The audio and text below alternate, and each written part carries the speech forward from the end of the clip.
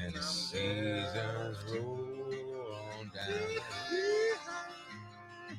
90 seconds? Okay. Hey.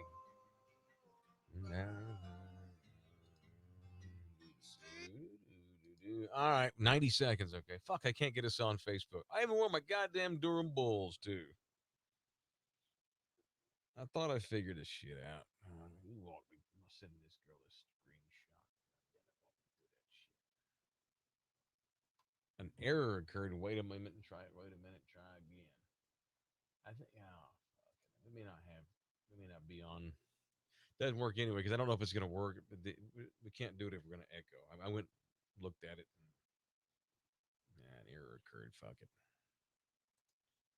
Another place to hide. I can't do it. I don't know what to do. Oh, look, there they're all. We're on there. Y'all, what's up, y'all? There's the Puma. Okay, it is working. Never mind. What's up? We're going to try to, I don't know if we fixed this damn echo or not, y'all, so. They just want to look at us. There's not much to see. I mean, once you've seen me once.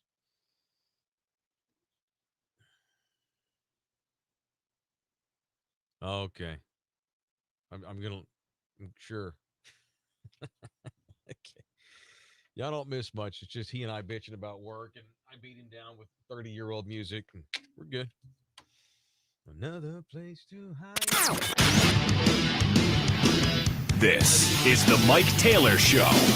The only thing we have to fear is Mike Taylor. Now.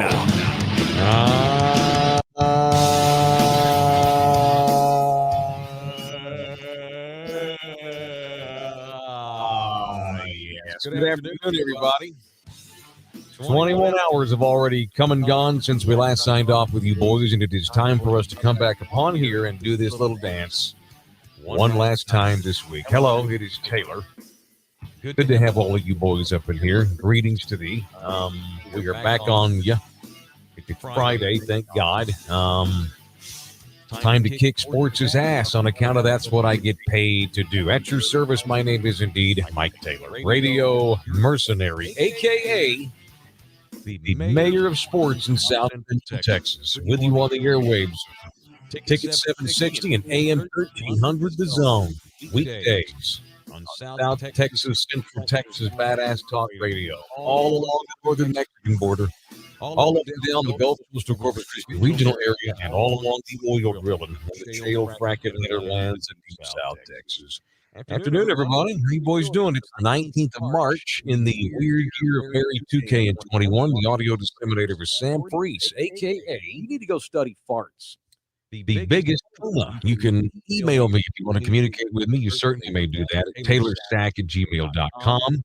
You can also hit me up on Instagram if you want to do that. The Instagram page is at Mike Taylor Show. If you want to hit me up on Twitter, you can also do that too. hello, Twitter world. Twitter handle is at Mike Taylor Show, and you can also tweet to the Puma. He is at the biggest Puma, and here we go. What's up? I got to work on we'll figure out the new open. We're getting there. You know, it's really only removing. I could just remove one phrase if I wanted to, but I don't like writing stuff down.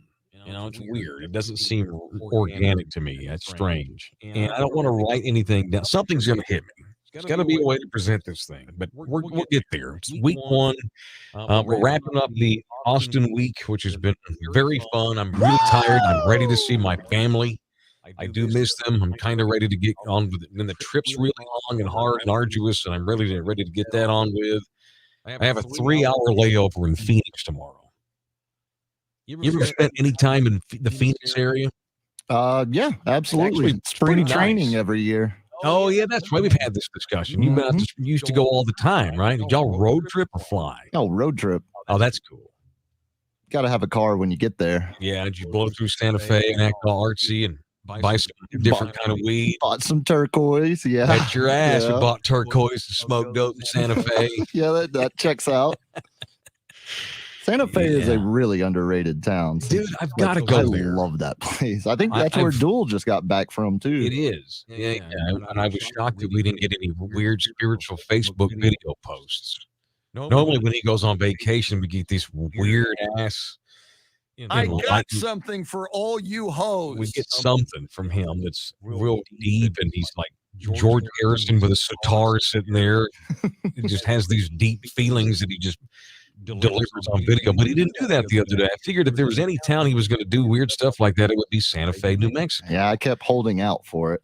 Have I told you that we almost moved to Albuquerque? Because of course. No, you haven't told me that, but of course. How did that come about? Cool. I actually found a story that I have not told you. That's great. We'll gather around, pull up a chair. Grandpa's excited. The grandkids haven't heard this one yet. No, we were in Miami partying one time on vacation. Good start. And we were not my wife. I was stoned out of my gourd. We went to a Jamaican bar on the strip there. What do they call that? The Sun Miami. What the hell you call it? South Beach. And we're in there, and there's a Jamaican bar, and there's all these drug dealers in there, and there were cops at the front of the door. They didn't care. As long as you didn't cause any trouble or smoke outside, they didn't give a rat's ass on South Beach. Keep that in the club, we're good. Nobody's a bunch of grown folks anyway. It was kind of an older, Gen X club. But anyway, and you had to be hot to get in there, so I wouldn't have gotten in had I not had her with me, but because I had my wife with me, we were allowed to get in, so that was good. And we're sitting there, and she gets an email from a TV station in Albuquerque, New Mexico. And so it's 2 o'clock in the morning, and she hadn't looked at her email. My wife, she hadn't looked at her email all night. She finally pulls it up. She's like, "Oh my God, look at that!" I'm like, "What?" She's like, "Yeah." I go, "Whoa." I mean, okay. And so I was too drunk and stoned to even think about it. So we wound up spending until like 4 o'clock in the morning way Albuquerque. God. It took that long, huh? My brain was different. It altered that night. We kept saying, "Look, let's just crash out. We'll talk about this in the morning." Because it was a really nice offer. They wanted her to come like run all their stuff. And it was cool because it would have been Albuquerque. It was the ABC affiliate. I think it's been long enough now that I can say that. This is years ago. The kids were really little. They weren't with us. They were with Grandma. But she was going to run the Albuquerque station and the Santa Fe bureau. So it was a big job.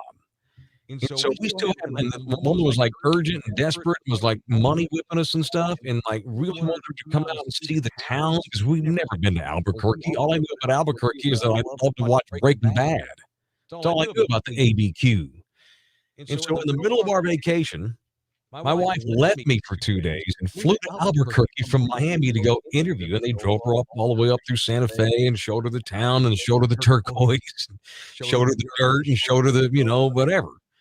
She agonized for 2 weeks over it. We didn't take that job. You know what the job we took instead?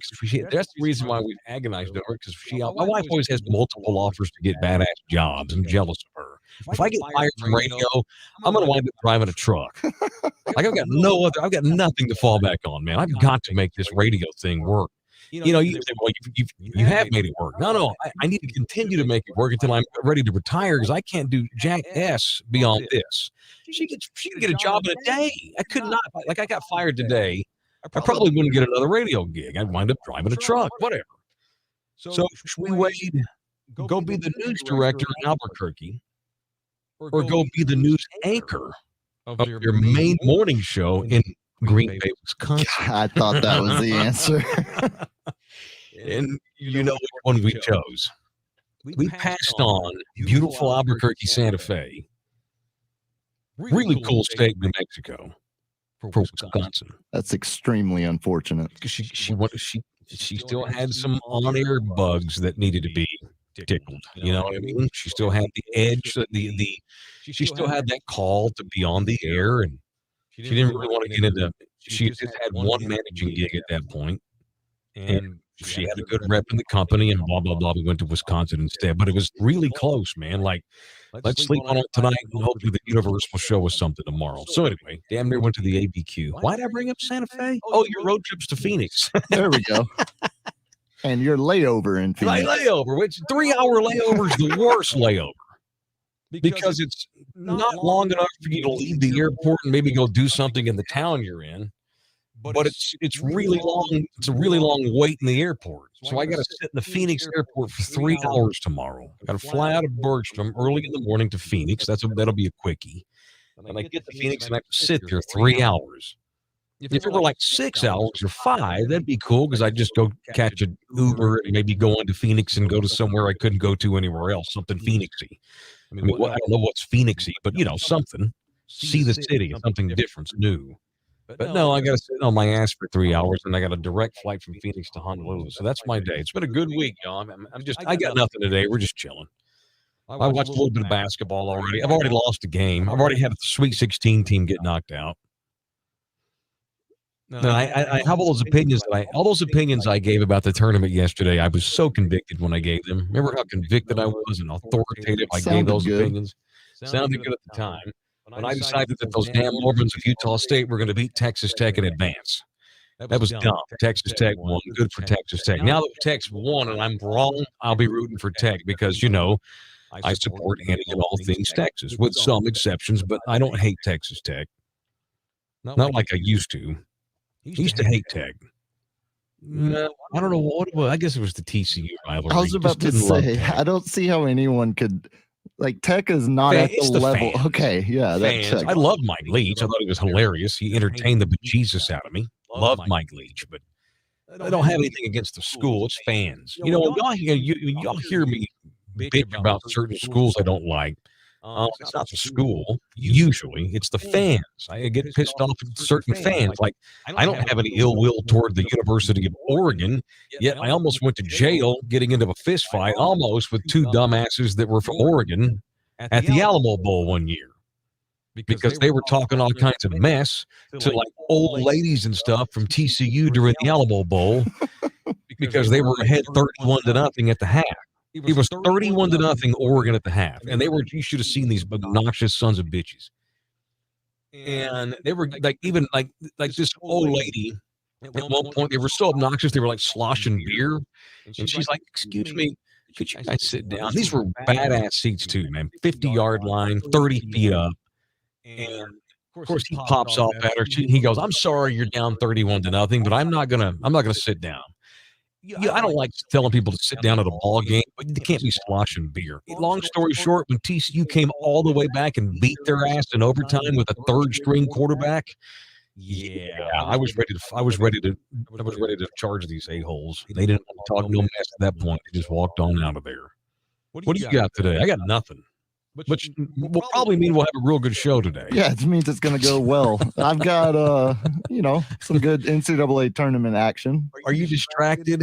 There's 4 games happening right now. I mean, do you want me to lie to you, or do you want me to give you an update on this Oral Roberts Ohio State overtime barn burner? Well, lie to me. Okay, well, then I'm totally focused. No, tell me the truth. I pride myself on being able to handle. I don't ever want to get lied to. I'm paranoid about being lied to. Even if it's the worst news ever, I just always believe in telling me the truth. So if you got nothing to, we'll just sit here and have nothing together. I do support that 1979 Rangers ball cap you got on again today. Bought and purchased in Cooperstown, New York. That one? Wow. At his little antique shop right outside the Hall of Fame. That's a legitimate hat. Mm-hmm.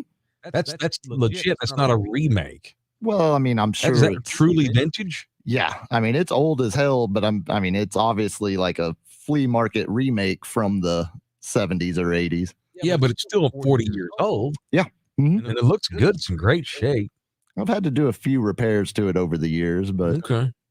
Yeah, I used to own a hat, an actual game-worn Rangers hat from Gaylord Perry. You remember that? Damn. Did it have grease all over it? I'm sure. It damn sure did. On the bill. Yeah, it had brown stain and a yellow stain on the bill right here where the fingers go at the tip. It had 2 stains on it.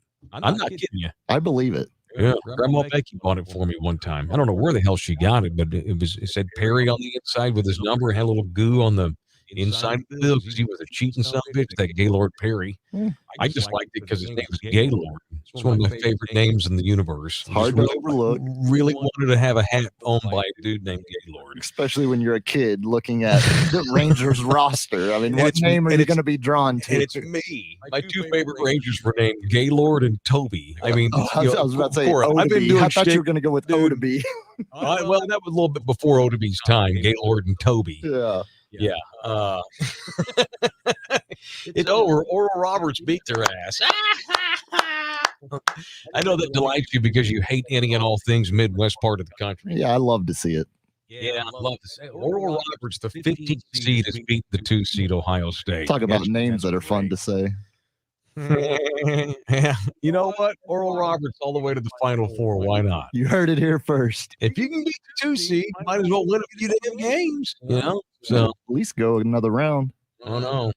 Remember back, there was a time not very long ago, and I know what you're itching to do. I'll get to it. There was a time not very long ago where this would be massive, and it's all we would talk about for the next 2 days. Oral Roberts beat Ohio State. This is massive. This is huge. It's the front page of the New York Times and USA Today. But because of where college basketball has gone, while this is fun and it's still neat, that's cool. Oral Roberts just beat the 2 seed. It doesn't have the magic it once did because of how the game's changed, and we've had so many, and it's all watered down, and anybody can do anything. And did you agree with my assessment yesterday? Of all the authoritative opinions I had, one of them was it's not really an upset unless it's a double-digit seed. You can't be a Cinderella and be an 8 seed. I don't believe in that anymore. Hell, UConn won the tournament as an 8 seed some years ago. You know what I'm saying? Yeah, no, I mean, especially a Cinderella, because if you're an 8 seed, but from a power conference, that means you're still a pretty good team overall. Right, you're like UConn. Exactly. You're not that much of a Cinderella. Right. But we even get no-name schools now that no one's ever heard of anymore that go far. Like every year now, we're going to have an 11 seed or a 12 in the Elite 8. Mm-hmm. And every other year, we're going to have 11 or 12 or something like that in the Final Four. It feels like it. They never win it all, but they damn sure get close. All right, it's 4:22 on the Mike Taylor Show. Your chance to win $1,400 right now. Text the nationwide keyword bonus to 200-200. You'll get a confirmation text and info. Standard data and message rates apply in this nationwide contest. That's bonus to 200-200. All right, cool. Y'all get all that? Y'all want to win some cash? The company's trying to give you money away. All right, it is now gone to 12. I can't even, this story, I have to cheat and look at TMZ. This is such a fluid, never-changing story. Ever-changing story, rather. Not ever, but never. Deshaun Watson now has 12 lawsuits filed against him. 12. 48 hours ago, it was 3. So what in the world is going on? This is either a gigantic collaboration of lies. For whatever reason, all these masseuses all around the greater Houston area have decided to try to ruin Deshaun Watson's life. Or that's a lot of smoke there. Now I have to believe that he did at least something. This dude's done something. We have 12 women that have made sexual misconduct allegations against the Texans quarterback Deshaun Watson, who doesn't want to play in Houston and wants to be traded. Forget any trade talks now. Even if Houston did decide to go ahead and shop him, that's all done. They're stuck with his ass, and he's stuck there now. He's going to have to face this to the end. There's still half a dozen teams that would trade for him this hour, and you know that's cynical. True. That's true. No way, man. Yes, it's the NFL. Absolutely, there would be teams lining up to still. They're trying to lowball the Texans right now as I speak. I'm sure. There's no question about that. I wish you looked at the world happier than you do. I don't. I mean, this is the league where a guy literally grabbed his girlfriend, threw her on top of a pile of assault rifles, and said, "Pick one." Yeah. And he got a job less than 6 months after that. Right, but it was one girl, and she didn't show up for court, and she took a payment. Oh, okay. So threatening her life. Okay. It's still. He also played linebacker. You're talking about what the hell is his Greg name? Hardy. Greg Hardy. What an evil beast he was. Dude, this is 12 women. 12.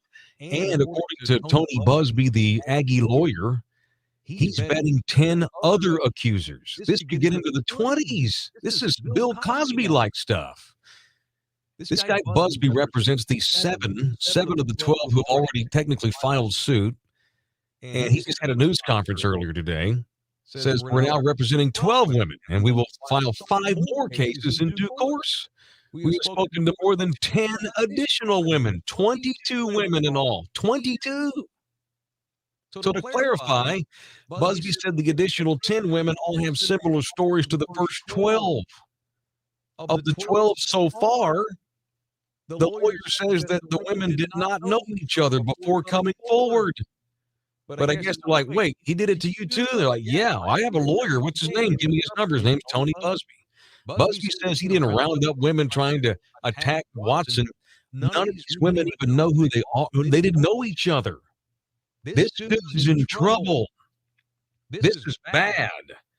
Forget any. I don't think anyone's offering them lowball trades, or maybe a trade that's like contingent upon him getting arrested or charged. There was a GM that gave an anonymous quote literally this afternoon that said, I feel like I've known Deshaun Watson. I know he's a good guy. There's still interest in the league. That's coming from an anonymous GM. Yeah, but that was this morning. We have 10 more today. Okay, so take 1 first-round draft pick out of the trade. I guarantee you they would still pull the trigger. I have to believe you're lying to me. Or you're wrong. This dude, he may not be able to report to minicamp even if he wanted to. The league may suspend him. I think that's going to happen. Or at least shut him down and say, look, dude, you can't report until we figure out what's going on here with you. We are about to see, we could be on the precipice here of a massive sports fall. I mean, unlike really we've ever seen. What's the last quarterback this elite, this young into his prime, this good, that highly paid, that had a, they don't think that's not. Greg Hardy ain't nothing compared to, if half of this is true. Hardy beat the tar out of his girlfriend. Yes, threw her on a couch full of guns and told her to pick one. Beat the hell out of her. This is over 20 women that didn't even know this bastard. That simply went in there to give him a massage, and he allegedly, let me throw that word in there, believes that massages are nothing more than brothel hookups. Dude, there's lots of brothels in Houston. There are a ton of women in the Houston area that want to happen with Deshaun Watson. And he's going to force himself on people?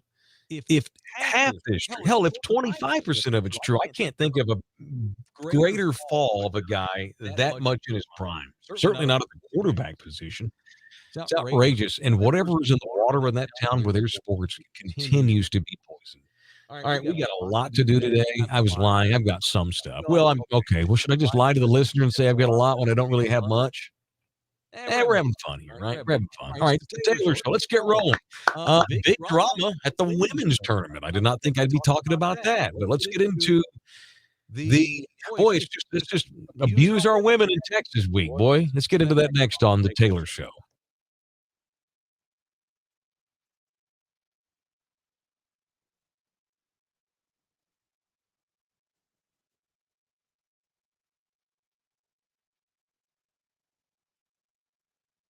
Yeah, what's up?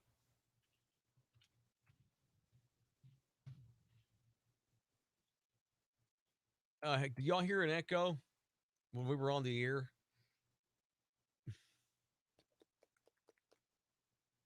I don't think we have any viewers today.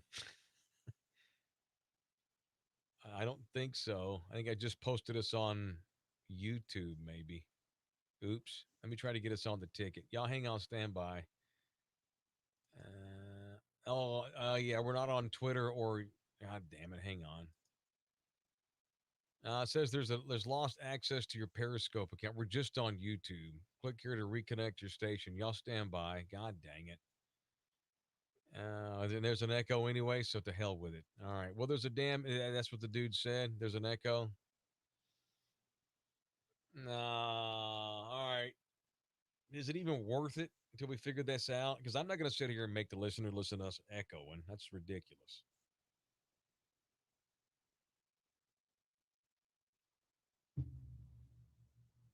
Show them your hat. Since I referenced it on the air, I'm going to tweet it out. Who's got the cooler logo? The Durham Bulls or the old school Rangers? Let me put that over the titty. Get confused on what direction. There we go. Put it back. Do it again. Dance monkey. Got it. All right, cool. Cool. I look stoned today.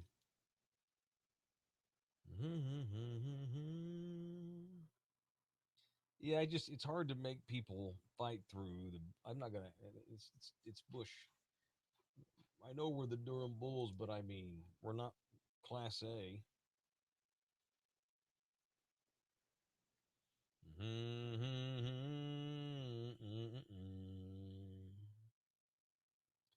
Whose logo's cooler?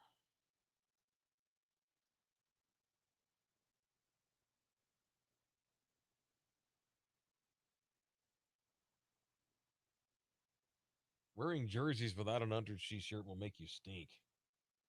You got BO. It's the material.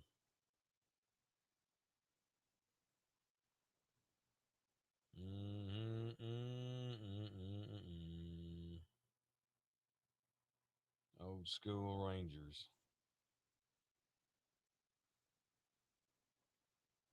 Do do do do do do do. I'm gonna get some water.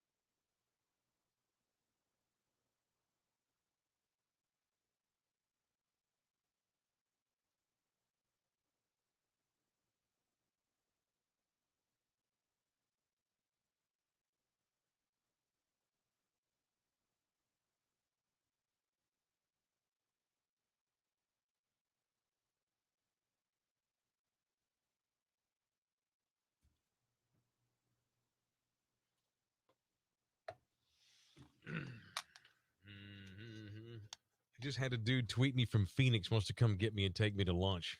Like, dude, no. Fuck, no. I can't run off with random dude. Some dude wants to. I show you that guy from Kyle wants to come and chat with me in person. No. Yeah, what is that? Just have it. You're gonna drive all the way from Kyle to have a chat. Yeah, he wants to do things. He wants to have scat porn with me. A little scat.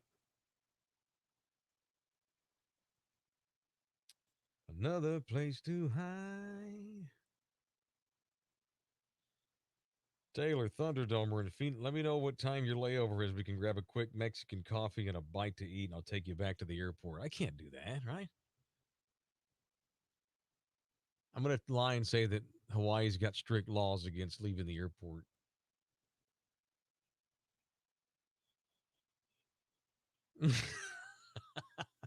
We'll say, bring your sister and have her blow me, and I'll do it.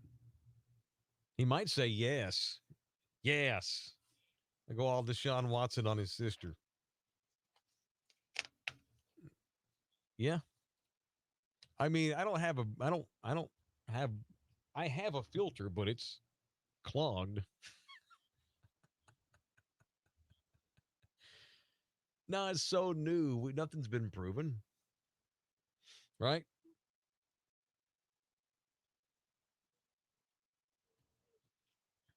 Yeah, we're good. We're fine. We're rolling. Ohio State goes down. Good. I didn't have them going out of the second round.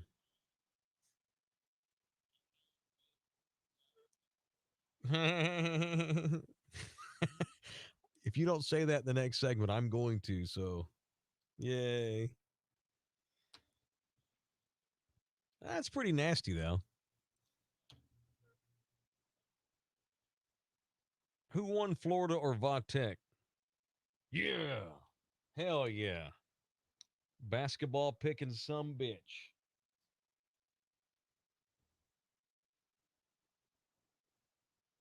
When do the Longhorns play BYU? This weekend? That's it's the weird Friday start. My whole life it's been Thursday, Friday. Sucks. COVID.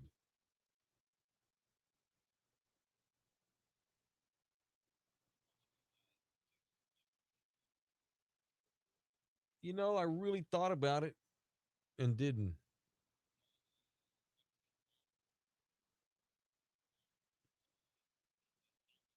Nah, really.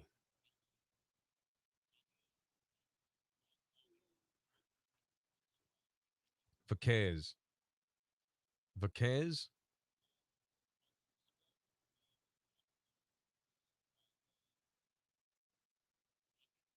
Oh, where's he from? Spain?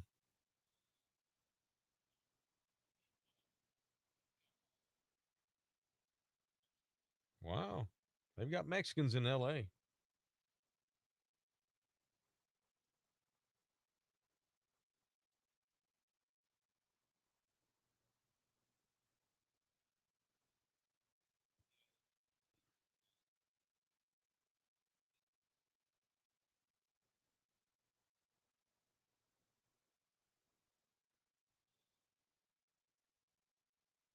Irvine.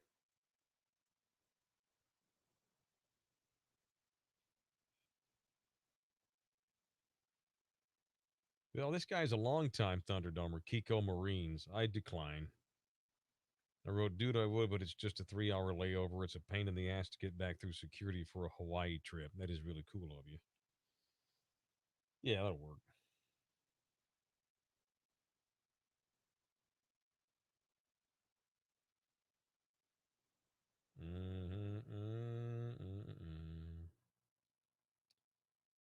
Because the season that was the first break of the 4 o'clock hour so long, my heart ran out of ads.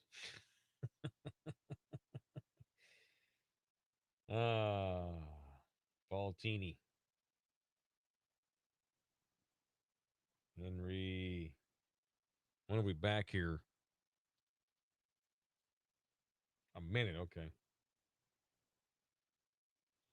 Kielbasa Hefe at that bowl. Dude, you're drunk in white trash. Oral Roberts has to be the official. Now that's okay. 15's a Cinderella. Ohio State goes down. I can't say on Oral. That doesn't make grammatical sense. It's clearly me being nasty.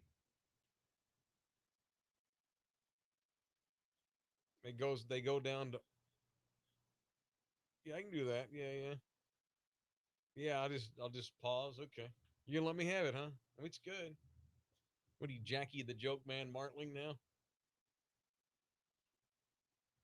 He did. Now.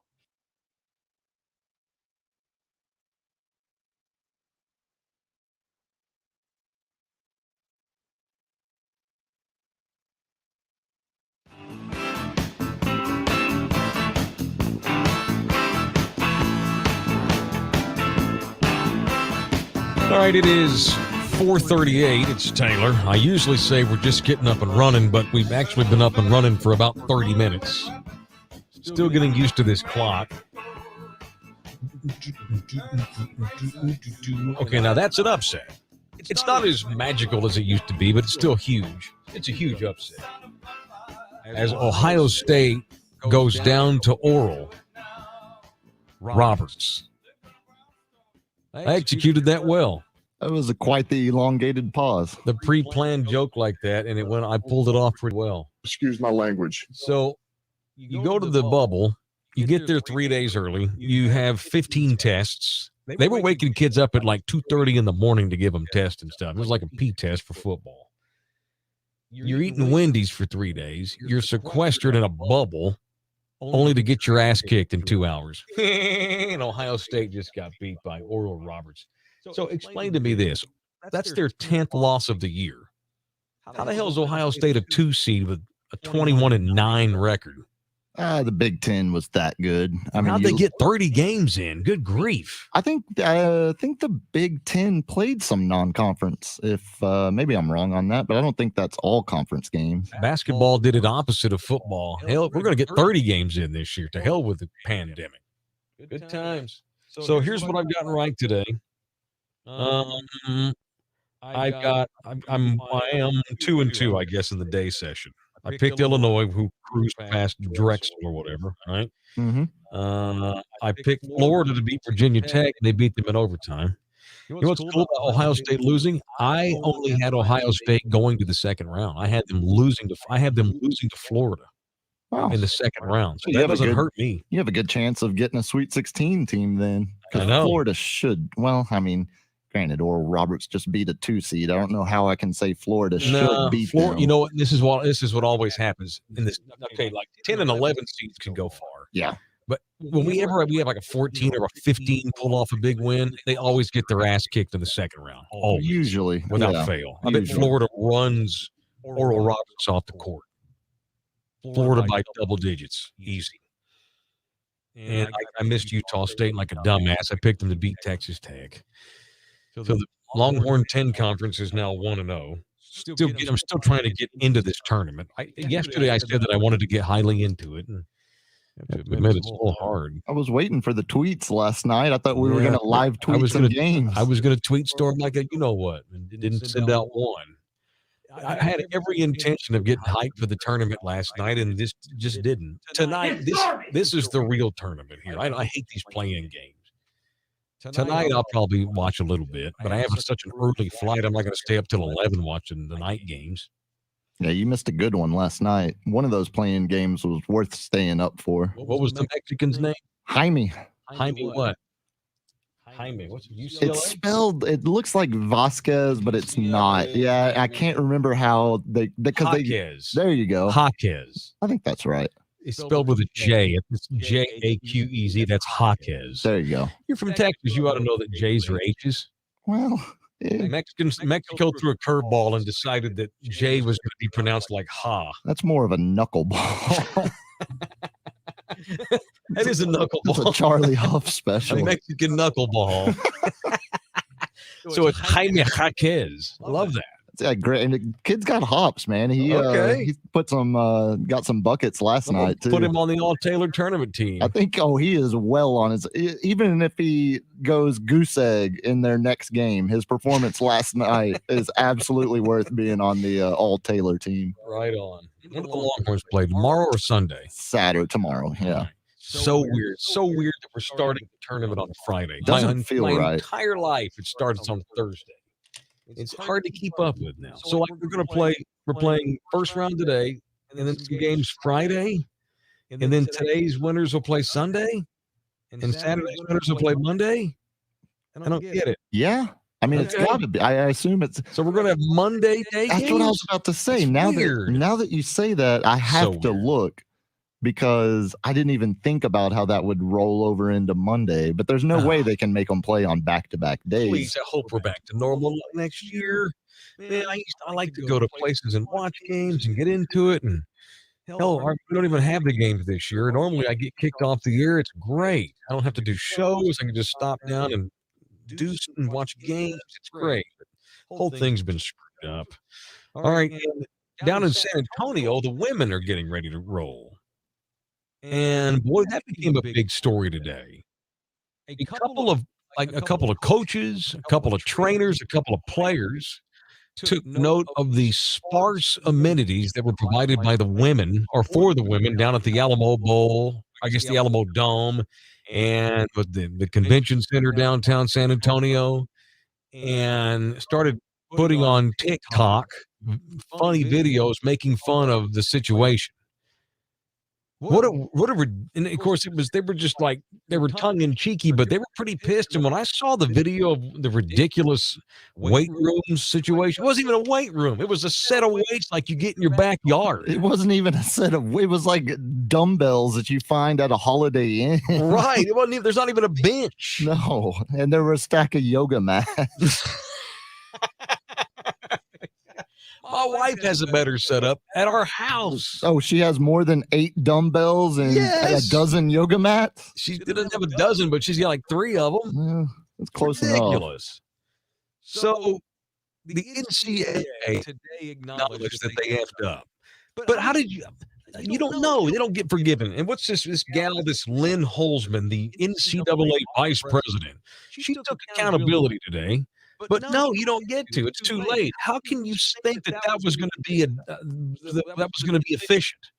It's not even close to being efficient. And this is not about. I don't want to hear from you arrogant dudes that remind me of how much more money the men's tournament makes. That's not what this is about. No, they're all amateurs, right? They should all be treated equally. No, not that goose. Keep that. Go away with that damn stuff.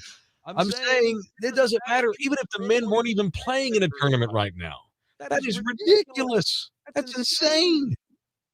What do you mean hard exactly? UTSA women's basketball program probably has a better setup at the Convo than what they had for the tournament at the Henry B. Gonzalez Convention Center. Oh, there's no question about It's that. outrageous.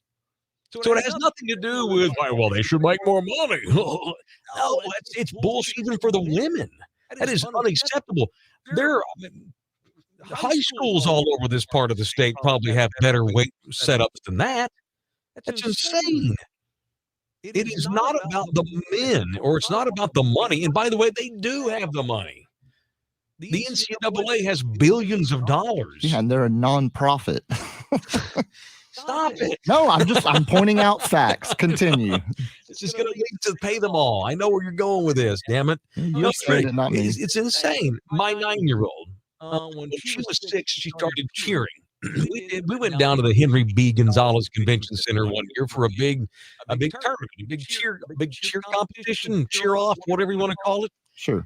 And they had their own little room where they could practice and get ready for their dance routines and stuff.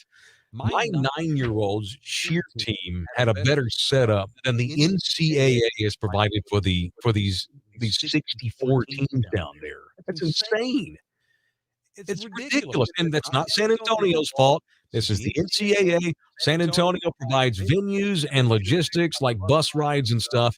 That's not the city that did that. That's the NCAA. They totally screwed up. How ridiculous. And you see the discrepancy. You see the difference in the meals. And of course, it's embarrassing. Yeah, you see what the men have versus the women. But again, I don't even want to make it about comparing them. That's fine. Give the men a little bit better setup because they do make a lot more money. That's not what this is about, though. What the women got were dog food. It's insane. Your dog gets a better treatment than that. They're giving out TV dinners to the team. Dinners. Don't slander TV dinners that way. But damn sure wasn't hungry, man. No, exactly. That's what was saying. that? Those trays they were passing out that passed as food, frozen crap. They flew in from some other country. It looked like a TV dinner. Yeah, you know what? Wasn't a good one though, because you ever had a Nighthawk? Nighthawk Salisbury steak is the shiznit. That wasn't even that good. That's my whole point. Like, I think you could literally walk into an HEB and walk out of there with better frozen dinners than what they were served. They should have just got some damn taquerias in San Antonio to cater or something. Big barbecue. Somebody down there could have done a hell of a lot better job. Zero ingenuity. You know what? It wasn't an oversight. And we did make a mistake. We acknowledge that. You just don't care. Bingo. You did not give a rat's ass about these women. Not one bit. And Lynn Holzman's a former woman. She's a woman who's a former athlete. And she's in charge of this. This is not about we don't have the money the men have. This is you did not give a damn about these girls. Didn't give a damn. My big girls, my 2 oldest daughters, on their mama's side, they have a second cousin who's the director of basketball operations at Stephen F. Austin. And Stephen F. Austin, they're the Lakers on their campus compared to what they just got today at the Alamo Bowl or wherever the hell their team is. It's ridiculous. And all these stars all over the country were going on Twitter today and bitching about this. It's really bad. It's ridiculous. And I don't want to hear about, it is so terrible. Like, don't hit me with the money. Don't hit me with the men. They make more money. No, it's not about that. They just did not care. It wasn't an oversight. They didn't give a damn. Did you not think anyone was going to notice that you had tiny little? I mean, the hotel I'm staying at right now, it's not a 5-star by any stretch. It's a motel with an M, not an H. They got a weight room over there that's 3 times the size of what the NCAA provided for its entire women's tournament. That is outrageous. Saw a bunch of different stuff people were bitching about. Who's the video that I sent you today? It was Sedona Price. Is that her name? Sedona? Pretty cool name.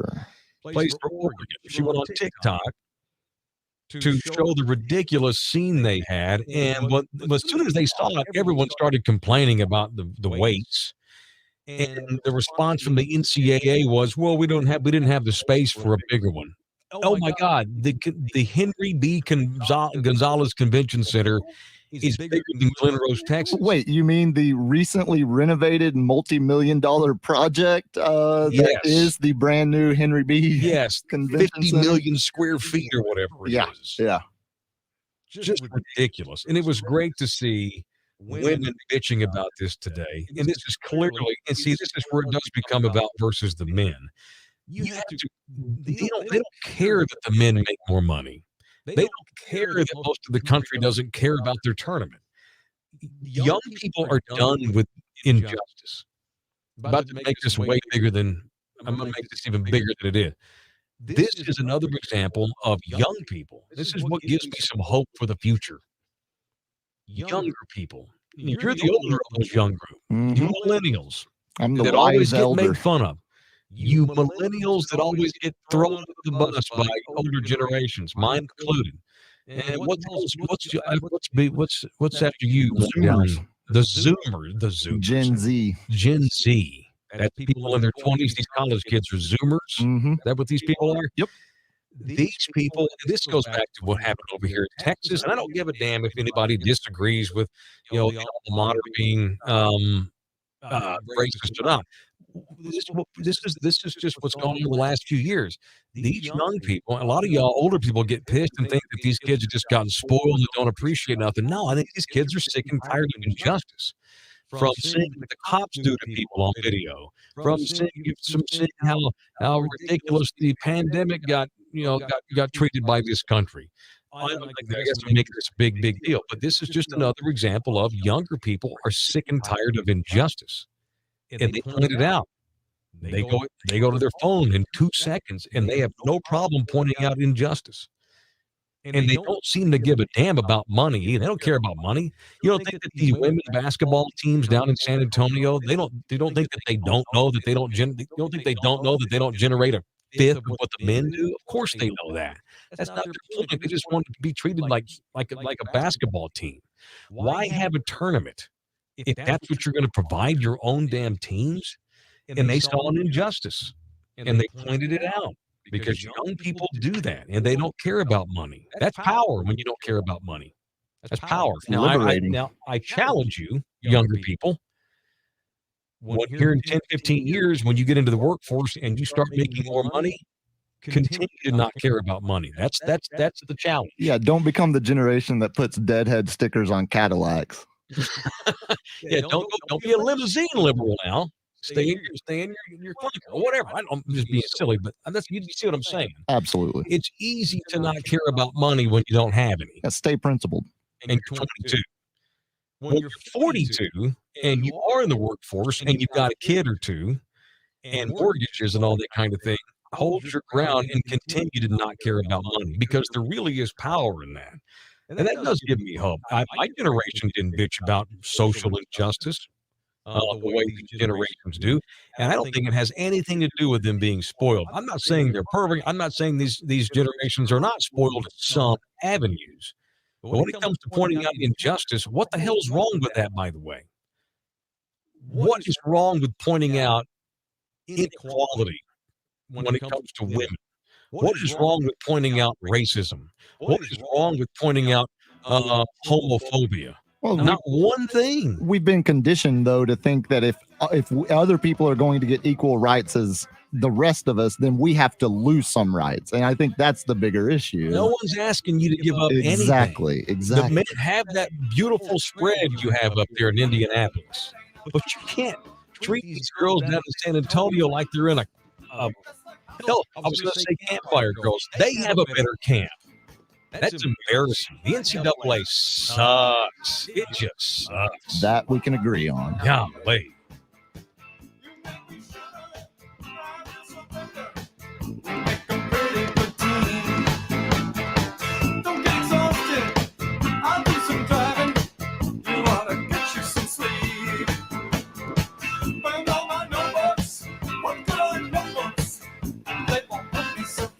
Somehow I just loaded us on our YouTube page, which isn't obviously no one watches.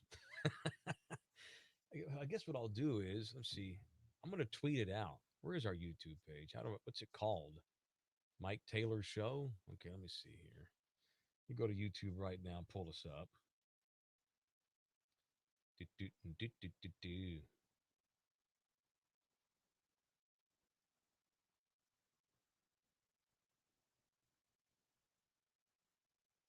It's just Corey, El Diablo, and Foamfoot. Feel like we're just chilling in a room with some dudes. That's cool. It is a yeah, it's a little Zoom meeting. It's funny. Let's see here. Try to find what the hell we're doing as we're doing it. Is that us? That's yesterday. I guess it doesn't load until it's over. You can join it. No, no, here we go. That today? Okay, that is live. Cool. Yeah, okay, that's us. Now, how do I tweet this out? Copy. I'm going to say we're just on YouTube today. This will be interesting.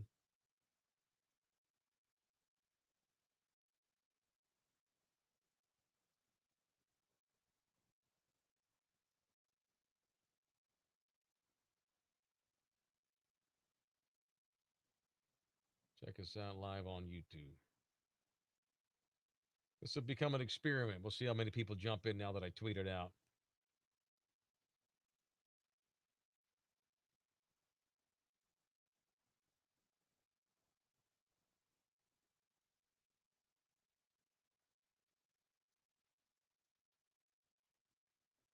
Word.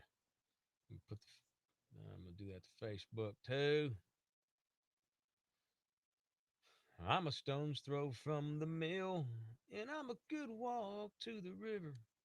When my working day is over, we'll just swim our cares away. Put your toes down in the water, and a smile across your face. Tell me you love me, lovely Lady May. Do do do do do do do do do do do do do do do.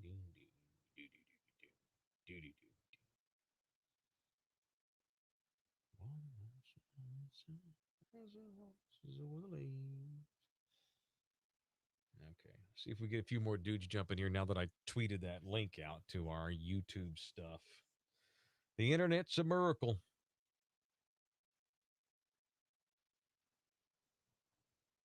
Burn. Our teammates have worked quickly to get truckloads of fitness equipment ready to send to the women's bubble. We are standing by to deliver it and have your facility outfitted within hours. Let's make this happen. Oh, Dick's Sporting Goods ready to take all that gear over there. Great PR. Yeah, just call us.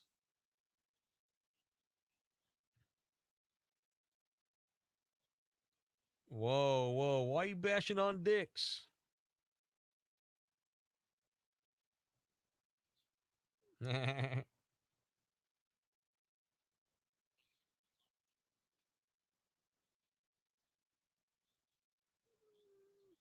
What's worse, that or putting Kobe in heaven in a jersey with Derek Jeter? Wait, Derek Jeter didn't die. Somebody else that got died. Like Kobe joining Wilt Chamberlain or something in heaven, and they're arm in arm walking through the gates. And okay. I was going to say, because at least the cheese bag artist isn't making, he's not shilling for a corporation.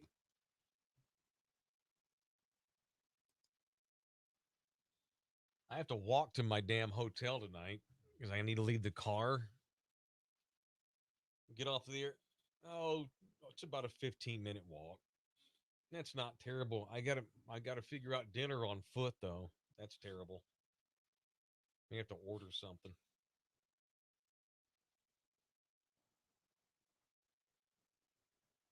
Baylor beat the shit out of Hartford. Okay, we have a lot of finals coming in here. Okay, so let's see. Gotta update my bracket. Update my goddamn bracket. Let's see. Okay, Florida won. That's good for Taylor. Tech won. That's bad for Taylor. Arkansas. Squeeze me. Damn, I need Texas Tech to beat Arkansas.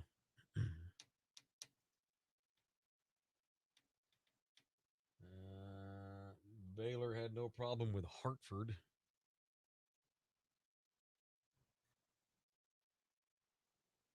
Illinois. Rick Barnes is getting his ass handed to him. Damn it, almost picked Oregon State. Yeah, it is. We'll come back and mention that. They're getting crushed. Yep.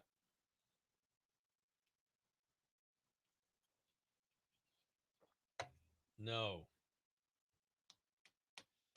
I picked Chicago, I think, here, didn't I? Yeah, I think so.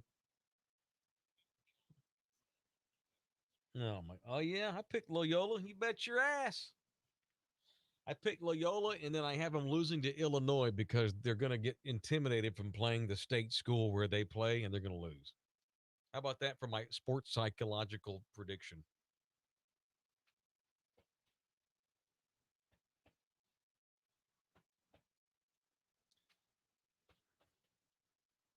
Uh-huh.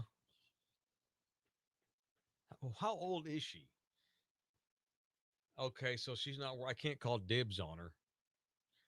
I could be a dick and call dibs on Sister Mary, but nah, she wouldn't be any points. She just got her vaccine. She's ready to party.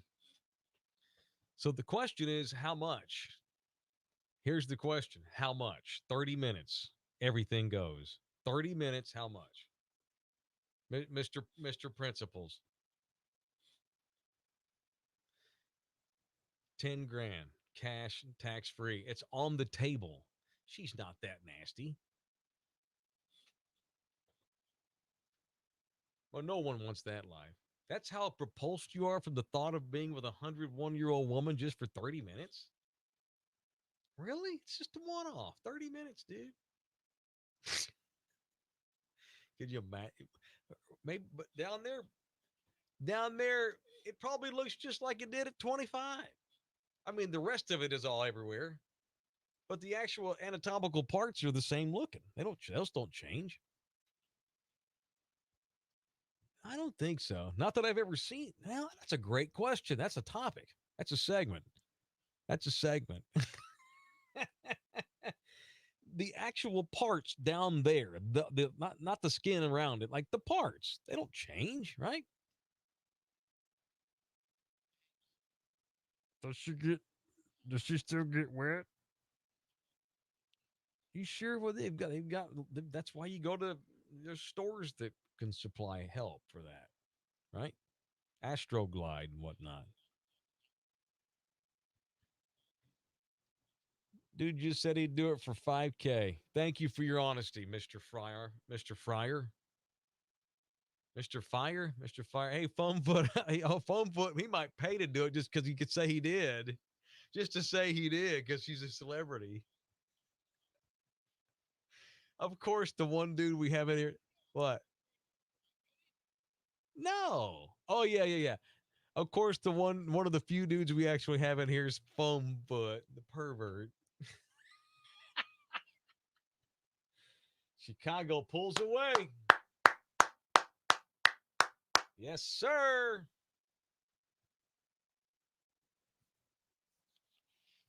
I don't want to highlight Loyola yet on my board because there's still 2 to do. Yeah, still 2 to do. Couple 3-point shots, and all of a sudden, it's the other dynamic is that there's no crowd, and so it's like you don't feed off the crazy crowd. You can't. There's momentum. It's hard to keep. So 6-point lead, 2 minutes to go. That's nothing. Like if this were at a venue and people were just seeing that, they'd be going ape shit for Loyola. Even though it's just an 8 versus 9, Georgia Tech's a big school,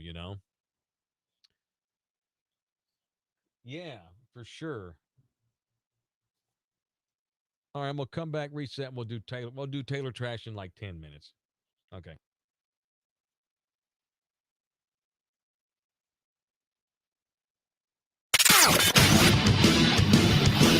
This is the Mike Taylor Show.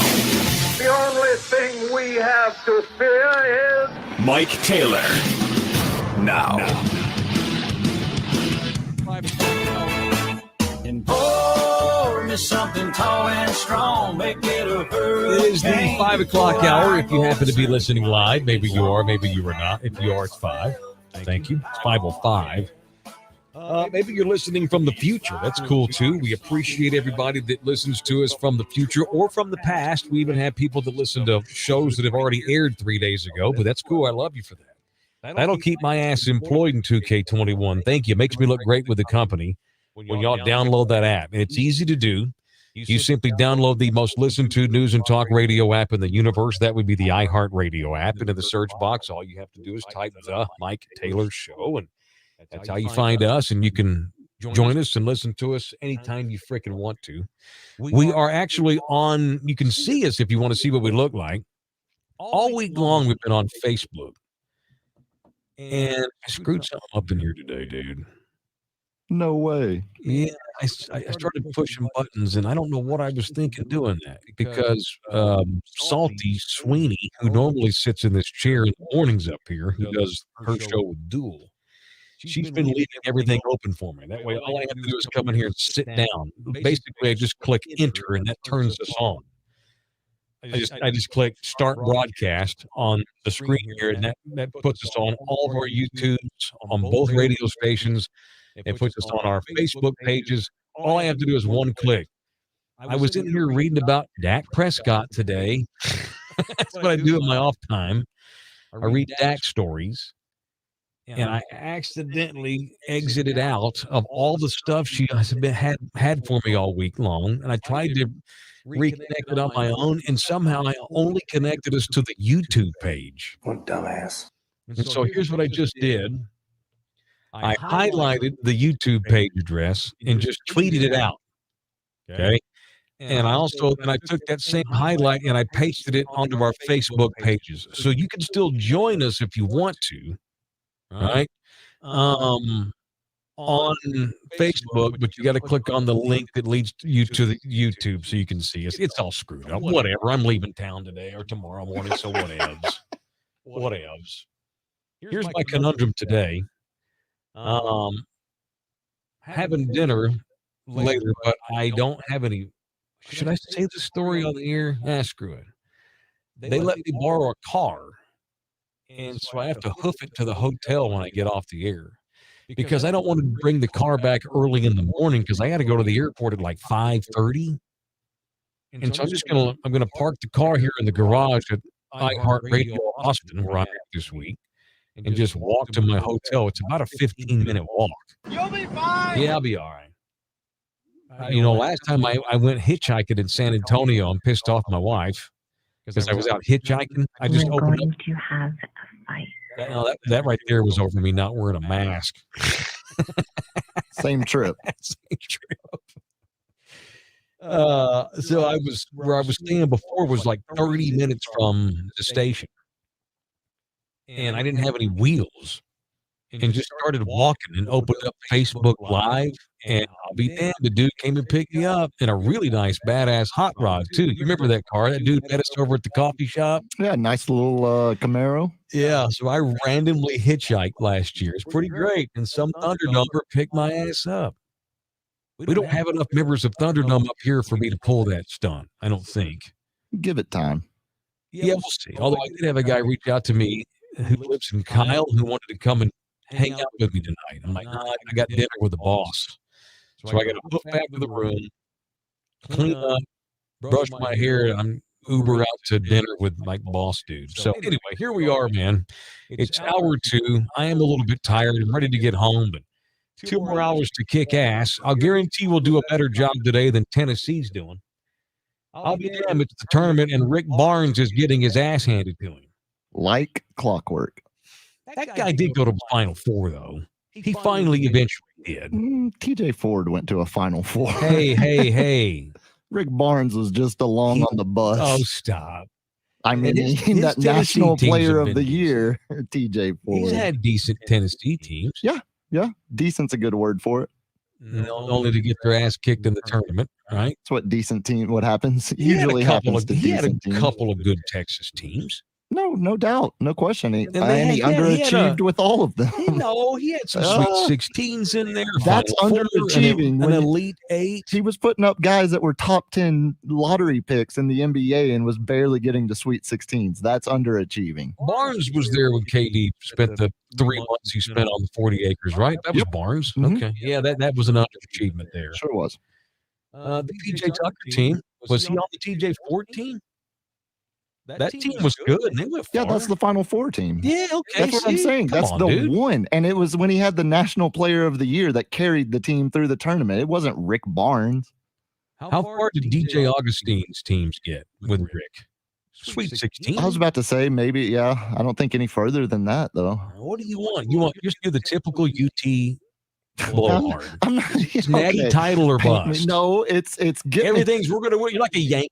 Get me to at least more than one Final Four. Texas Longhorns fans and Yankees fans, the same damn people. If we don't win the championship, then we need to fire everybody because it's ridiculous because we're entitled to winning these championships. I mean, that's what European soccer clubs do. Like, why not set your hopes as high as possible? Well, there's 45 different championships you can win in European soccer. Well, let's start with winning a Big 12. And to defend the Yankees fans, the Yankees have actually won a whole bunch of titles, so I guess that's why they feel entitled. Whereas here in Austin, they don't really.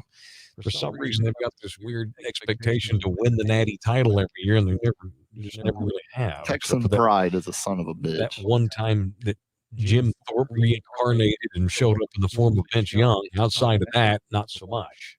So Tennessee's getting blown out today by Oregon State. Did you pick Loyola or Georgia Tech? Well, that's a trick question now, isn't it?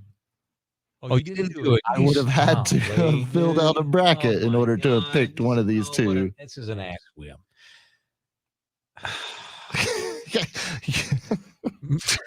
That sigh was 100% authentic disappointment. Yes, I'm a purist. I appreciate the games for what they are, not the bits. Who would you have picked? Be honest. I probably still would have leaned Georgia Tech, even though they're missing their big man. The Taylor Power Index picked Loyola Chicago. I had them winning this game, and they're up 10 with 30 seconds to go, so I'm looking pretty good. I like my team mascots to be under 101 years old. You're just anti-Catholic. No, I'm literally doing the bit of that's how someone. I guarantee you there are 60% of the people that filled out brackets out there literally remember Sister Mary or Sister Nancy or Sister whatever her name is, Margaret, whatever. Francis. Mary, there we go. I don't have no idea. They absolutely remember her, and that's why they picked Loyola Chicago this year, and that's why I hate brackets. I picked Loyola because they had a good run not long ago, and Georgia Tech is a major conference, major school ne'er-do-well. Now, there's the big school that never wins anything. Georgia Tech's the most spare big-time college in America. I said it. There it is. There ain't a host of there's not another radio host in the country that's ever said that. Maybe in Athens, Georgia. Maybe. Georgia Tech is the most boring, vanilla major school in the country. Prove me wrong. I mean, they still run a triple option offense in football, so you're probably right. Yeah. I rest my case. Enough said. Rest my case. All right, 5:15 on the Mike Taylor Show. Ain't nothing us redneck girls like more than some hot, steamy Taylor trash. Georgia Tech just bores me. When's the last time you thought, oh, Georgia Tech's playing? I got to stop down and watch. Back when Jarrett Jack was the starting point guard. Okay. So about 20 years ago, it feels like. Have you ever filled a bracket out in your life? Yeah, we would do it in high school religiously when it was like me and my, group of buddies in the basketball team. We would do it then. When did you get this weird, pompous, I'm too good to fill a bracket out? When did that come on? Because you're a former college athlete? Probably in my month-long stint playing D3 college basketball. It became lame to pick tournaments since you're a player now. Yeah. Since I'm playing Turks and Caicos State or wherever the hell you went. Turks and Caicos, Barbados, McMurray University. Yeah, McMurray. Why can't I ever remember McMurray? Because why would you? I mean, it's McMurray. And they changed the nickname too from like the Tomahawks to the Sky Chiefs or whatever, right? Well, they were the McMurray. The year I was there was the last year they were the McMurray Indians. And they changed it, but they couldn't agree on anything. So for the next competitive season, they were the McMurrays for 1 year. Oh my God! Yeah. What year was this? 04, 05. Wow, they were ahead of the woke curve in changing nicknames. It was, if you remember, it was when Illinois had started an internal investigation and they were talking about changing it. And you had a bunch of high schools in more progressive parts of the country that had started to change it. And I think McMurray wanted to get ahead of what they saw coming. But yeah, I mean, you're surprised. A conservative West Texas University. Pretty shocking. Way ahead of that curve. So what are they called now? Oh, hell, I don't know. Warhawks, I think we looked it up. Okay, that's your big time college basketball career. You don't even know the nickname of the school you went to anymore, yet you still won't fill the bracket out 20 years later. Ask me, it's Warhawks. I was right. Ask me how many times I have ever looked at a McMurray box score after the day I left. Never. The over-under is a half, and it's under. A bracket. Next year, that's my goal for 2022 is to get you to write one out. You can fight hard. We're going to do a bit. Yeah, I was about to say. Would you take money if I got a sponsor to pay you to do one? Oh, I'll do anything for money. There he goes. Okay, cool. Would you? I'm Would in you? Radio. Okay, hold on. Anything for money, huh? Not 101 years worth How of things. How about 101 years old worth of things? How much would that? Whoa. Okay. Okay. No chance. All right. I did do something on your recommendation, so you owe me one. What did I tell you to do? I went to the restaurant you recommended last night. Yeah. How was it? I'm curious to hear. All right. Well, you didn't tell me that they're about 90% reservation only. Well, I figured you would call ahead. Dude, I live in the hellscape of northern Oahu. I forgot that restaurants even have indoor plumbing. I told you it was like a kind of a casual fine dining place. I figured you might have picked up on that hint. Casual fine dining. Yeah, I mean, you don't need to go in a suit, but it's going to be a more fancy kind of dinner. Dudes, there were people dressed up when I got there. Well, and I wasn't dressed terribly. So I get there, and thank God I was by myself. I went to Foreign and Domestic last night up on 53rd Street. Left right after the show was over, so I got there about 7:15. The drive wasn't bad at that point. Traffic had subsided some. For Austin, it wasn't bad. Probably 20 minutes between the time I walked out of this door and opened their door. So not bad. Not terrible. Walked in there, and the first thing I noticed was, wow, it's really small. Mm-hmm. Real intimate. And there's people everywhere. And, I may have to wait for a while. And she goes, hi, do you have a reservation? And I thought, no. But I go, I'm all by myself. She goes, and she's like, well, we usually do reservations for dinner. I go, well, can I make a reservation for 30 seconds from now? And I'm sure she loved that. She did. She got a kick out of it. Okay. She goes, well, I'll tell you what. And I go, look, I'm out of town. Buddy told me to come here. My bad. I didn't realize it was a reservation. They just put you at the little kitchen bar right there. Well, I offered to sit at the bar, but she's like, no, even like that's even reserved. Oh God, even that place is in demand. Apparently, it's good. It's pretty high. Huh? And so I'm like, okay, cool. Can't sit at the bar. That's cool. And she goes, well, I'll tell you what. And there's a couple that are about to no-show. They've got 5 more minutes because I guess they give you probably a 20 or 30-minute window to show up for a reservation before they just can't. They let someone sit in your chair. My timing was perfect because I got there and she's like, in 5 minutes, if these people don't get here, I'll seat you in their seat. So I waited outside like a Mexican in the cold. He's our local Mexican. And she opens the door in exactly 5 minutes. She's like, I got you a table. So I got to sit down. I got super lucky. And they bring over the menu, and I wasn't even sure the kind of food foreign and domestic has.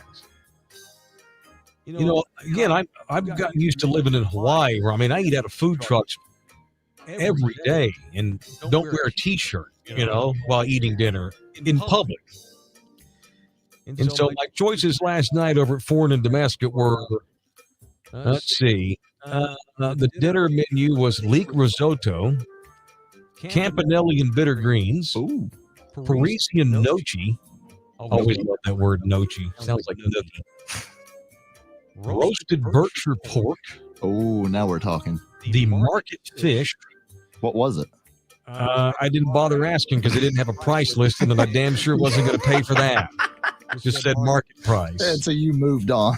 Oh yeah, whenever they come over and start firing off the market fish, I always stop them down, dude. You don't need to waste your syllables. Just stop I'm only getting something if the price is listed. Breath. 44 Farms Bavette. Or I could have chosen the 44 Farms Burger and Fries. Oh, is that what you went with? Bet your ass. No, I'm kidding. No, I didn't. I would have been massively disappointed. I ain't paying $18 for a burger, dude. Well, it's really good, and it's home ground, and the beef is that's their about shtick, right? 20 miles, 30 miles outside. Yeah, they basically eating Papaw's food, but it's in a chic city, so they get to charge $50 for it. Well, it's also paying to take care of the animals the way they do. Providing to bring in meat like that it's a lot of cost on the front end to take care of those animals the way they do to get them that way. Okay. Sure. You're making sure they're not just over processed meat. To keep it fresh and local, that costs more. Yeah, it's one of those ass to mouth hoity-toity restaurants. Wait, what are those called? They are. Excuse my language. But they are. They use all the animals. They don't waste anything. Right. It's ass to mouth. I'm right on that. Why are you dripping me up? Why are you dripping me up? I'm correct. No, you're not wrong. No. You're not inaccurate. That is absolutely what they do. So here's what I got last night. I thought, I'm already here. I'm out of town. I'm already sitting here. The nice lady let me sit down when I didn't even have a reservation. So I got something really nice. I didn't go cheap. I got the roasted Berkshire pork. Hell yeah. Have you had it? No, I'm just assuming that was, all of their pork. So pork is what they're kind of known for to begin with, because they, like you said, they use snout to tail on every single hog they bring into that place. Right. So here's what was on. Here's what it was mixed with. Apple cabbage coleslaw, miso, yes, and bloody butcher grits. Oh. The grits had like pig blood in them. Yeah, absolutely. No S. They did. No, like blood sausage. They were the best grits I have ever had in my life. Hell yeah. 10 out of 10. I am so happy to hear that. They were the best. That dish specifically is pretty much their entire restaurant in a nutshell. Taking something as simple as grits and finding other ways to use the part of the actual protein animal. Yeah, they sprinkled pig blood in the grits. Yeah. That's what I had for dinner, y'all. And it was good. Amazing. I've had those grits before. Those are amazing. And the pork was a 9 out of 10. It's one of the top 2 or 3 pork dishes I've ever had in my life. And the grits were the best thing I've ever had. And I had dessert with. I had a nice $15 glass of red wine. You have to. I'm already there, It's like you're a captive audience. Yeah. And I even had ice cream. I had a scoop of coconut vanilla ice cream that they also homemade. Yep. And that was the best scoop of ice cream I have ever had. I am so happy to hear this, man. Yeah, and you recommended it. It's called Foreign and Domestic. It's in northern central Austin, off 53rd. It's if you know anything about Austin, they have the newer home slice pizza now up there. They built another one up there on 53rd. It's caddy corner from there.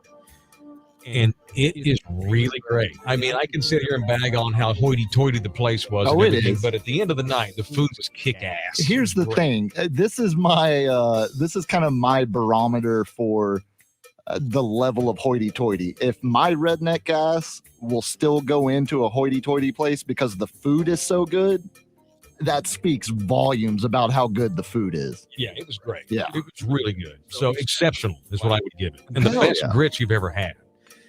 And so today for lunch, I decided this week I wanted to go to places that I've never been to. I've been to a ton. I got a lot of recommendations from people. Thunderdome this week on where to eat. Y'all forget I used to live here. So now that I was here, I haven't been here in a long time. I only wanted to go to places this week that I've never been to yet. And in Austin, you never run out of places you've never been to. And so DJ LG told me where to get the best ramen noodle soup on earth. Well, on this side of the planet anyway. He's had better soup in like Indonesia or whatever. And I'm like, dude, I'm not a millennial. I don't want to spend $18 for ramen, man. You can get ramen for $0.25 at HEB. He's like, dude, you're being an idiot. Yeah, I mean, that's like go to this place. That's like comparing a Slim Jim to a Wagyu steak. I mean, there's quite a difference there. Same, but says ramen same on the bag. but different. It says ramen on the damn package. And it says pork flavored as well. Compare that to some fresh pork belly you're getting in that tonk. So that's where I went. I went over and had ramen today. What the hell? It's called ramen tatsu. There's like 2 or 3 in town. I've never been because I don't want to spend $20 on ramen. But I did because Lawrence insisted I do it, and LG's a man of the world. He knows fine dining. It's over here on South Lamar on the south side. Went over there. Ordered. It's weird. I guess I'm not used to being in decent restaurants anymore. I guess it's pandemic related too. They didn't do anything. It was so weird. I'm just gonna sound like a 90-year-old man. You sit down, you scan the menu, which I got used to now. Never before have I had to scan the menu in my life, but now you scan the menu because they don't want you touching the paper because you might be riddled with coronavirus, which I get. But I ordered it all. You know how you order online now? We order a lot of our food like to be delivered online, or you order ahead. Like if you want to go pick something up, you order on your food and they have it waiting on you when you get there. That's how they did this at this place today, even though I'm already sitting in their restaurant. A waiter never came over and took my order. I did it all on the phone on my own. I'm like, okay, let's see if this works. So I clicked on the soup I wanted. Clicked on the beer. I had Japanese Kirin, Kirin, K-I-R-I-N, Kirin. That's how I always say it. I ordered it, clicked enter, and within 10 seconds, the kid brings it over. It was weird. Damn. Zero human interaction except for this bringing out to you. Okay, that was interesting. Even though it's a small place, and I see you standing over there. You still can't take my order. I have to dial it in, then you bring it. So weird. And then they bring the soup out, and okay, obviously it's not HEB ramen. Big ass bowl, and it had pork in it with a boiled egg, with a bunch of seasonings in the egg, with 2 different kind of noodles in a broth. And LG was correct. It was the best soup I've ever had. That picture you put out looked amazing. Yeah, did you see that photo I shot? Yeah, it was great. And the beer tasted perfect with it. So both you boys, y'all did right by me this week, man. Good to hear. Yeah, it's called ramen tatsu, and it is tremendous. And LG says it's as good as he's had anywhere in the world. It rivals anything he's had. He's had better, like in Tokyo or whatever, but in Texas, that's the bomb. And I went there and got that, and it was really, really great. So you boys did a good job recommending what y'all did. And I guess you know what it also was. I took LG up on the order because here's where we are in America. Where I never thought I would say this in my life. I actually felt compelled to go to an Asian restaurant today. Or I felt like I should spend money in an Asian-owned place. What the hell kind of bullshit is this? Where our country has deteriorated socially to the point where, because of the, what did you say yesterday? Attacks on Asians have gone up how much percent? 160 in the last I 8 months? think it was closer to 190 in the last calendar year. 190%. In the last calendar year, Asian violence and racism has gone up in America 190%. What on earth is going on, man? This is outrageous. It's ludicrous. They feel naive, I guess. Living in Hawaii, you don't see that crap. 50% of the population is Asian. It's just insane. And I know Mike Wynn, the guy that owns Noodle Tree down in San Antonio, we talked about him yesterday. He has had to relocate himself to Dallas to stay with people he knows because he's scared that he's going to get murdered in San Antonio because someone vandalized his building last week with all this terrible racism. He goes on CNN to talk about it, and now he's had death threats for going on CNN to talk about it. The only reason somebody got mad and spray painted his building because he made people wear a damn mask. You know why he did that? Because he has lymphoma. He has freaking cancer. And he works there every day. He decided to go ahead and make his patrons wear a mask. And so now he has to move out of the city he started a business in because he's scared to death, literally. That's what's going on in our freaking country right now. Then you wonder why people bitch about social issues. I don't know. Maybe not be a racist a-hole, and we won't have to bitch about social issues. So that's where we are now. I felt like, you know what? I'm going to go to an Asian-owned restaurant today and actually spend some money. It's ridiculous. Anyway. The soup was amazing, and the bloody pork butt was amazing, too. Thanks for the recommendation. All right, some Spurs trade stuff is coming down. They haven't made one, but maybe they're about to. We'll get into that next on the Taylor Show. Cool, that was good. Yeah, I need a place tonight that I can walk to. I may have to go to Pizza Hut. I could my Uber. I don't know. We'll see. No, the pervert's not on the YouTube. It was a DM. Yeah. Hell no.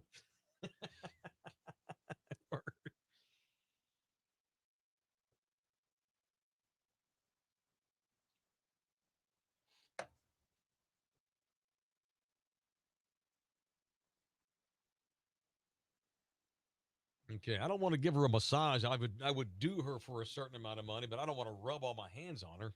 I'm talking to them, not you.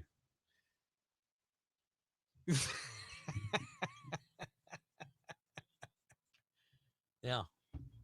I'd rather fuck her than give her a massage. That's nasty.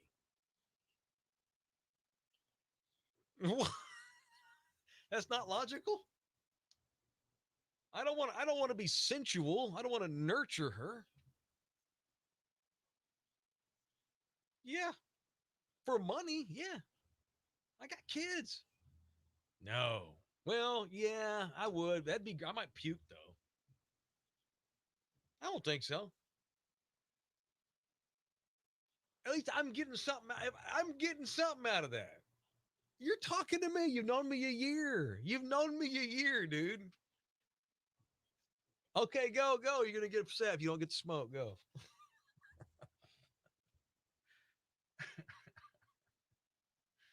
What's up? Oh, it's Chingamosis. Chingamosis is the guy that totally would. That a boy. Don't none shame.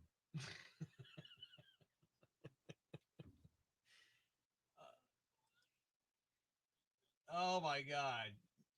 I told my wife the other day, don't something shame me. She's like, what the hell are you talking about? Tard burger. Dude, no, damn it, dude. You gonna make it? Oh, sorry. All right, I'll stop talking next time. Oh, because you can. Yeah. Well, back in the day when we didn't have to worry about social issues, you could just fire it up right there while we're on the air.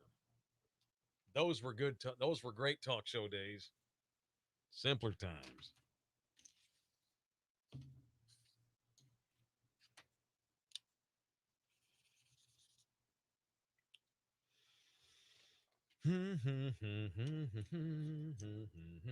Bye-bye, Ohio State.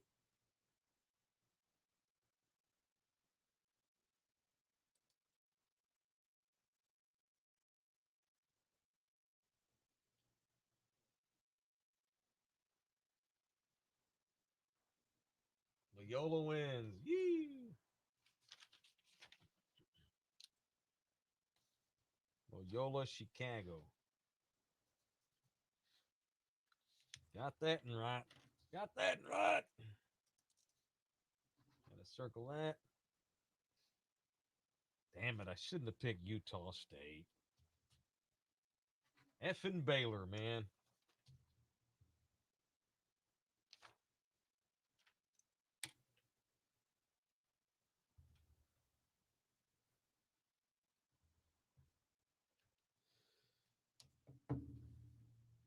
Casey Kasem could smoke during the America's Top 40.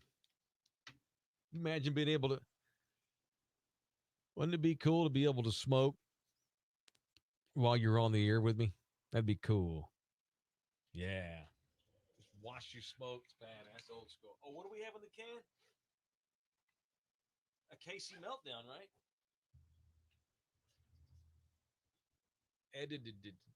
I forgot all about that. Let's find the context and we'll play it today. I actually just forgot all about it. I'm tired too today, so it'll be a good time to run it out. What did you do to Casey? Just him having a meltdown. There's a meltdown in there of me. There used to be one or two. Yeah. Of me going crazy ape shit with a bunch of edits and shit. I went off on people sending me hate mail one time. I said I needed a new job in radio and I was sick and tired of putting up with the reprobates of San Antonio. I think there's a couple in there. One time I got pissed off over all the technical and engineering problems and threw everybody under the bus A to Z, and they rolled on that. We played it on the air too. It was great. Yeah, bunch of edits. We could do another one that's in real time. Just gotta wait for the videos to come out to show him going to all these massage parlors. Used to story loyal connections. Right.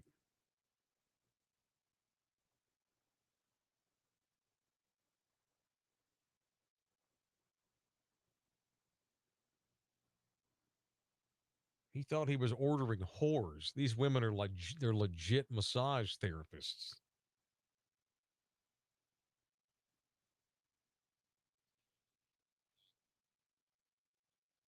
I never can either until it shows to be that simple. Men are just really that capable of being animals. You get power drunk. Clearly he's done this before and gotten away with it, and the girls he's met some that were totally cool with it, because he's Deshaun Watson, so why not? So he thinks he can just do that with everyone he comes in contact with.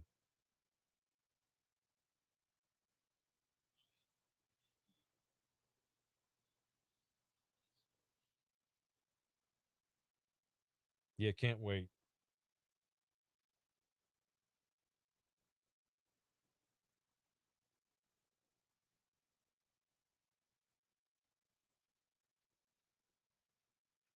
Fucking Oral Roberts. You can't even dance. Oh, look at that. Someone's already put Bill Cosby's head over Deshaun Watson's body.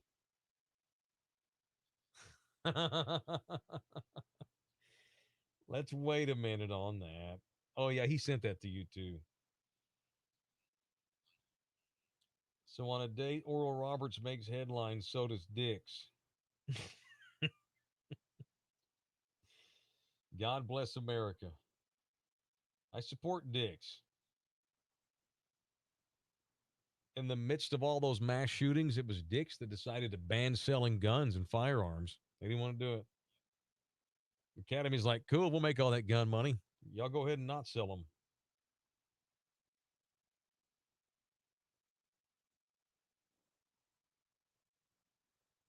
My money is on the Cuse. Jim Boeheim's a dick.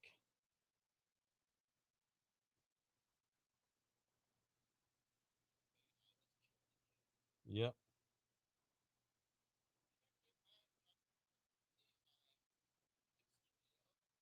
Because he's a dick. He's an asshole. No, I'm fully. I support any and all blasting Dave Bliss. It's just so long ago, I guess. Did you forget? Did you forget that? Right, but I guess the mass rape and treating women like cattle is still fresh in my head.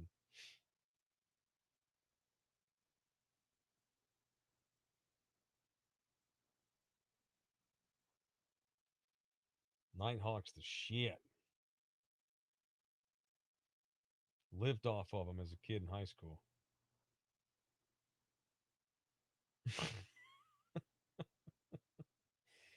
The hell's Tex-Mex Frank doing? Oh my God. Where they were like 69ing while doing the catwalk.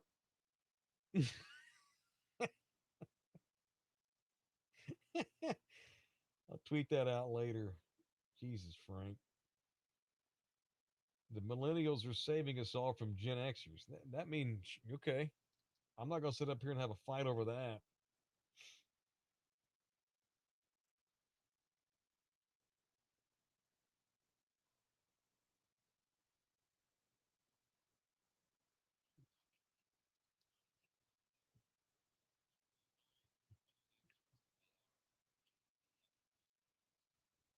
They're too much so.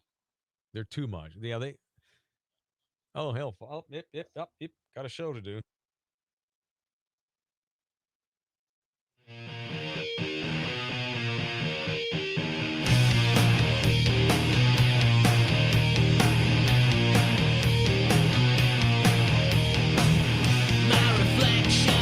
Nathan Narco. You know it's BS because the same people who make these decisions for the NCAA are getting $1 million bonuses. Yet you can't even provide a weight bench. It's a sad day, man. I'm glad that the light's been shed on this situation. Yeah, we were chatting about the ridiculous treatment for the women down. And it sucks that our city now has been lumped in with this garbage. Our city has nothing to do with the ridiculous treatment of the women in the bubble in San Antonio. That's all the NCAA. It just sucks that it's going on in San Antonio. And all these young women that have come in here trying to make living dreams playing in the NCAAs. Now, when they think of San Antonio from now on, they'll have this bitter taste. And we didn't even do it. Sucks. But as I speak, the NCAA is supposed to be trying to make this right. And so early next week, provided your team doesn't get eliminated here so quick, you should have a better weight room scene. Watch, they'll go over the top and give them a better one now than the men had. It's dumb. No one's asking for them to even have an equal one to the dudes. But the weight scene they had down there is garbage, as Coach Gundy would say. It's ridiculous. It's garbage. 9 out of 10 agrees in here. The millennials are saving us all from Gen Xers. I mean, you don't blame the Gen Xers. No, that's not Gen Xers. Well, I don't know. It's Lynn Holzman, the VP down there that had those alligator tears streaming down her ugly cheeks. Is she a Gen Xer? She's probably 40-ish, 50 maybe. Yeah, and even if she is, let's not worry as much because these problems are not generation dependent. They have been going on for many generations. Let's just be a generation that stops it, no matter who it is that's doing it. Was the NCAA a bunch of crooks in the 1950s? I guess they were. I mean, I don't know. The formation of the NCAA is, you should deep dive that and get back to me because I don't know if I've got the time or the stomach. It's not the most wholesome beginning as they want to paint it out to be. And that was started by, Reconstructionists probably are the ones that started the NCAA. Yeah, what officially I think NCAA it's late 50s, early 60s, maybe. But where it's achieved all of the billions and billions of dollars, that's something to watch for the baby boomers that have been in charge of the NCAA. But yeah, I mean, just throw a generation under the bus over it. Technically, originally was 1906, but the big reforms to it were the late 50s, early 60s. Okay, and people probably in charge of those days were probably born in the 1880s, 1890s. At least. Yeah, Reconstructionists. All right, so earlier today, Windhorst, who's the old weight for ESPN? Brian Windhorst. Yeah, he was saying that the Spurs could actually trade LaMarcus Aldridge tonight if they wanted to, because they've got multiple offers. The Spurs just won't do it because they don't like what they're being offered back. Well, I mean, we knew that was going to happen. What did the Spurs think they were going to get offered for LaMarcus Aldridge? I mean, terrible contracts. Other teams, LaMarcus Aldridge's, that's what they were going to get offered. And a highly, heavily protected first at best, best case scenario. Right. And even that was a long shot. There was 2 or 3 days ago, there was a street rumor that the Heat had an interest in LaMarcus, but they've since brought in Trevor Ariza, who I'd much rather have than Aldridge. Did you see who they would have used to line up that contract? No, who? The racist guy? No, Pump couldn't do that. He's too woke. Yeah. I think they were only talking a second round pick as well, from what I had read. Winmore said the Spurs they've continued to have trade talks with Aldridge. They have offers for him. They could trade LaMarcus by sundown if they wanted to. But the issue here is, are they willing to take back long-term money? See, they're also being offered guys that have multiple bad years on their deal. Of course not. He's just going to bite his ass out. That's what it looks like. And I said a month ago, I'd rather people were sweating trying to get something for him. Screw that. He's done. He's a big, giant, fat done. What are you laughing at now? I just saw the most amazing Rick Barnes stat, and I'm sorry. Okay. Go ahead. Rick Barnes has now been eliminated in the NCAA tournament by a 1, 2, 3, 4, 5, 6, 7, 8, 9, 10, 11, and now after today, a 12 seed. That tells me he goes to the tournament every year. And underachieves. That's amazing. That's your neat Friday stat right there. Good grief. But no, I mean, like you said, Oregon State won. Damn it, I did pick Tennessee to win that. No, that's the point. They have no offers for him worth a damn. No. They certainly weren't going to get anything close to value because he doesn't have any value. That was my very next question. Even if you don't announce that you're looking to get rid of him, even if you don't announce or that you're mutually parting ways, even if you don't tell him to stop showing up to work, what's his value in the modern NBA right now, this day? None.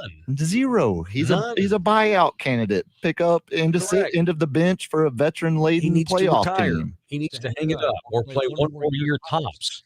You know, there's not some Nike child factory in Darjeeling, India that's getting ready to make shirts for a champion because they got LaMarcus Aldridge traded to him this year. He sucks.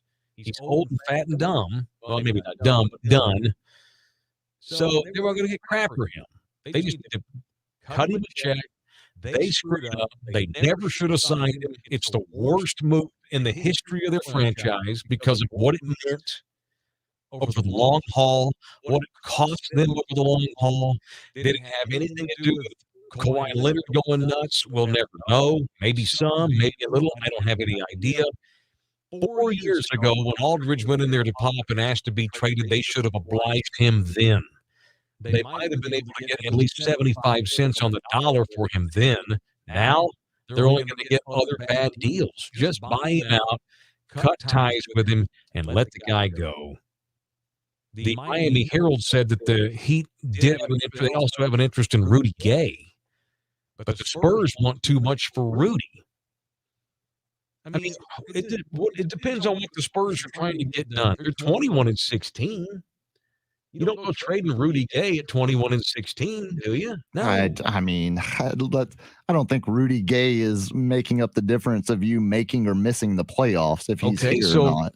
I mean, well, do you want to hear? We always wind up back here too. What if you get a decent offer for DeMar DeRozan? Do you trade him at 21-16? That's the only debatable player. If you get an above average, above value haul from a team that's desperate, you absolutely make the trade. If it hurts you in the short term. Exactly. Yeah, because this thing is not championship level right now, and you need more foundational pieces to get there. Correct. And like we've always talked about, it's not going to be built through free agency. It's going to be built through more draft capital and getting, using using the strengths of the organization and finding guys with middle first round, late first round draft picks and continuing to build around that. Trivia question. Let's hear it. Name the two guys the Cowboys signed yesterday in free agency. Something Urban and something Wilkins. I'm going to give you partial credit. Brent Urban. Urban and Carlos Watkins. Watkins. Dang. Yeah. That was close. But you don't remember their names. We agree. That's how you handle free agency. Exactly. Depth. Yeah, as Jerry would say. They signed another guy we got off the air last night. Terrell Basham. It's a great name for a linebacker. Oh, he's an edge rusher. Even better. Basham. Terrell Basham. Basham. It's a great name. It's a Basham. I had a high school friend that married a dude with that last name. I had never heard of it until then, and this is only the second time I've ever heard it. Oh, wow. This was a big day. That's a great name, man. Yeah. Basham. Power name. He's played all 16 games last year with the Jets. 36 tackles, 3.5 sacks, 3 forced fumbles. Okay. On a bad Jets team that was playing a lot of defense. Yep. His birthday was yesterday. Basham turned 27, so he's got plenty of gas in the tank. He got waived by Indy a couple of years ago, picked up by the Jets, so he spent the last 2 seasons with the Jets. He started 12 games with them and played in all 16 last year. Both of those guys they signed yesterday were mid to late 20-year-olds as well. Yeah, right? I mean, cheap, yeah, plenty of gas, rotational defensive type guys. So this week we're praising Jerry for his free agency decisions, conservative, filling holes. And we're jumping on the Spurs because they want too much for Rudy F. and Gay. By the way, I was just goofing. I'm absolutely with you. Of course you trade Rudy Gay. Yeah. God almighty. Anybody that you don't plan on re-signing, you move. Now, I don't You care. get something for Doesn't them. matter. And move I know. on. It doesn't matter if you're going to wind up middle of the playoff. Yeah, it's not a hard concept. Like if they're not a part of the future, then get them out of here for some level of value, even if it's minuscule. It's more than what you have. All right. What else? I got a pretty cool piece on Klay Thompson. And the only reason I mention this is because it was somebody's podcast he was on. You know, Klay Thompson, he ACL and Achilles in back-to-back seasons. Mm-hmm. And he's decided he's overhauled his conditioning. And he said he's modeling his recovery after Tim Duncan. He's taken up swimming. And he's taken up cerebral activities. Low stress. He's turned into a big chess player, and he's become a big swimmer. And he's been doing these cold dives in the San Francisco Bay because the water's always super cold. But he's also swimming all the time. Says Timmy played 21 years because he swam. Yeah, Timmy also grew up on an island and swam since he was born. He was a competitive swimmer at one He point, was a big-time swimmer, yeah. So Klay Thompson wants to model his motivation after Timmy. I didn't know much about Klay Thompson until I heard this morning. He's pretty humble, you would imagine, after 2 years getting hurt like that. Pretty affable dude. I used to give him crap because he spells his name with a K, which I still think's weird. And again, so you should give his parents crap and not him because he had no control over that. You could change it. No. If you wanted to, you can go legally have it changed and make it a C like it's supposed to be. Slap your parents in the face. Yeah. He's like, I'm going to incorporate that into my routine now, swimming. Tim played 21 years. Yeah, but Tim was also superhuman. Few people could match Timmy when it came to his off-season regimen and stuff. Tim's a giant wiener hitter, and Klay knows that, but he's just trying to model his recovery after Timmy. Good on him, man. Hell, there's probably guys in the NBA that couldn't stay with Tim now the conditioning routine did, with all that cycling Tim does no now. question. Shout out to the great Tim Duncan. Remember when he played for the Spurs and we didn't have to talk about mid-season trades for Rudy Gay? Timmy just had an oxygen generator built in St. Croix and named it after his mama. God bless Tim Duncan. Please come back.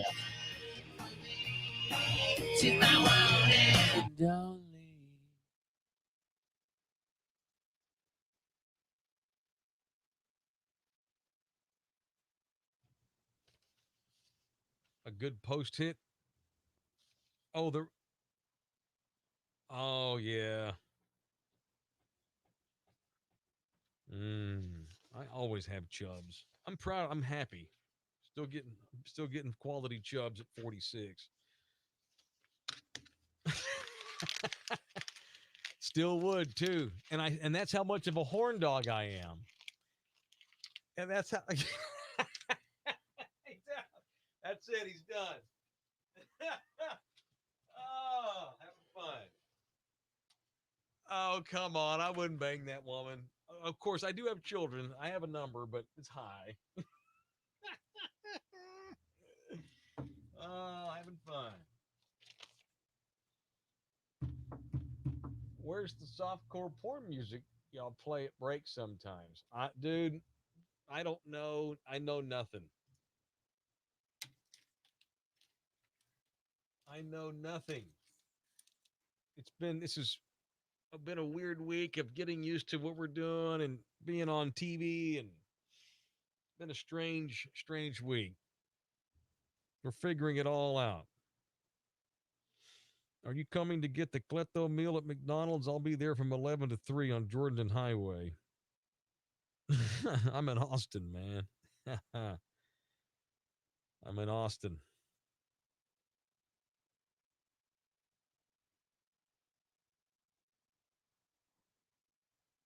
The Kletho meal.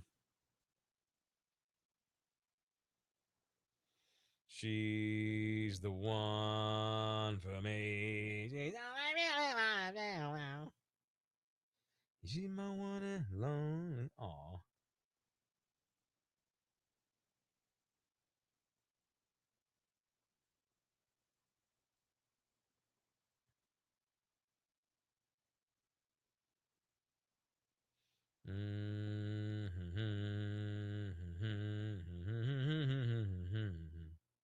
Stalking my wife on Instagram.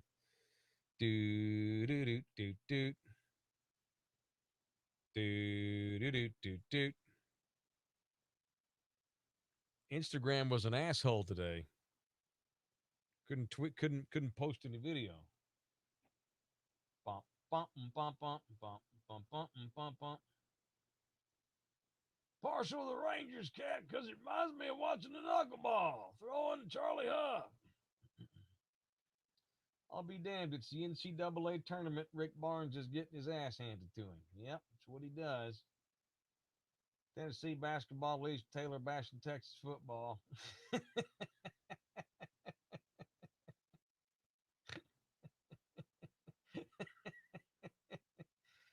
Hey, I mean, do something worth the shit and you won't get bashed every time you get mentioned. National champion. Dun, dun, dun, dun, dun, dun, dun. Oh, yeah, they're lame. Boring as hell. Least significant. Durham Bulls.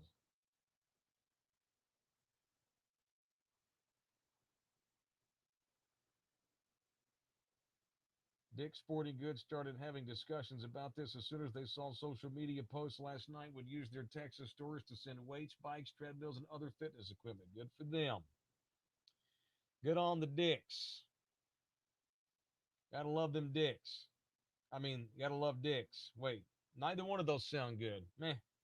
Dicks are awesome. Dicks make babies. Ohio State, Deshaun's career ruined by oral.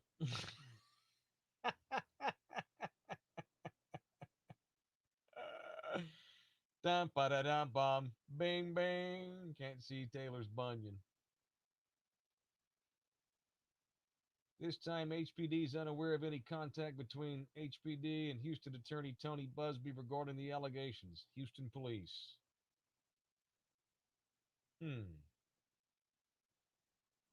When did that come down? 5:45. Okay.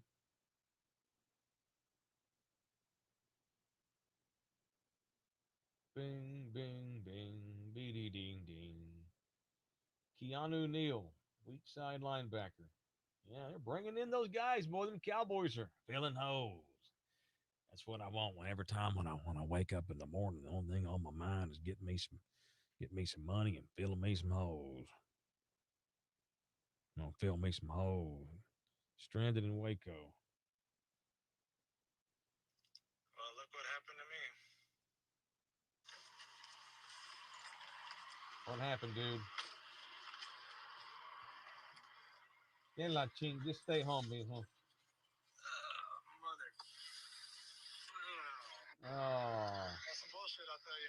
Oh, dude.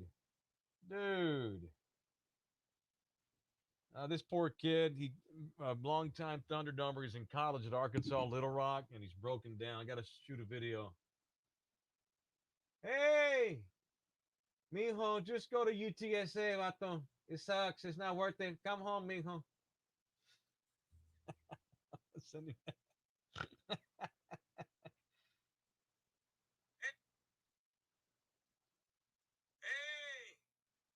mijo, just go to UTSA, vato. It sucks. It's not worth it. Come home, mijo.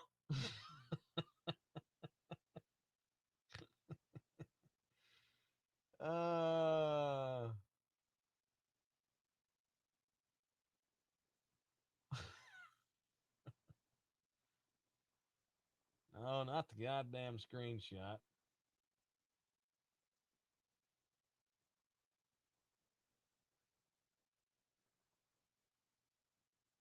Son of a bitch. No, that's it. Send. I'll leave the. My internet sucks in the station. Ironic.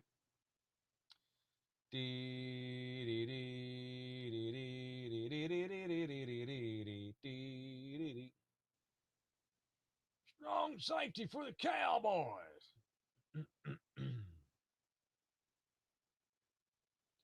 I drive cuties in my Cadillac. I drill oil wells just for fun. And I get my boots at Western Warehouse.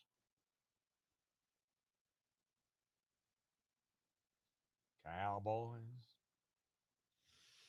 I tell you what I'd do for that one. I'd take that nun and I'd turn her upside down and make her world go crazy. Hell, she'd be paying my ass $50 a second. Jerry would. Oak State down to Liberty early. I picked Oklahoma State to go to the Final Four. That's not good. I need Okie State to rally. It's garbage. That's not true. Remember that time Tim Duncan played for the Spurs and they would kick some ass? I remember. It was a good time. A very good time.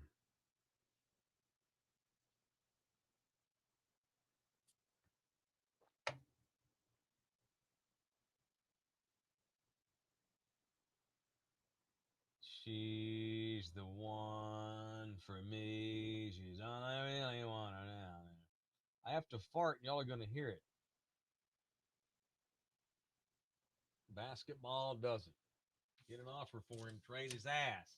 Hey, to trade his ass.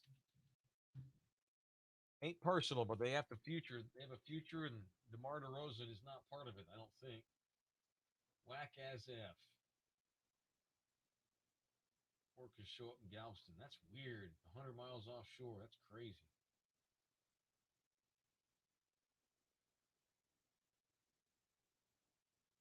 Do, do, do, forever. Do,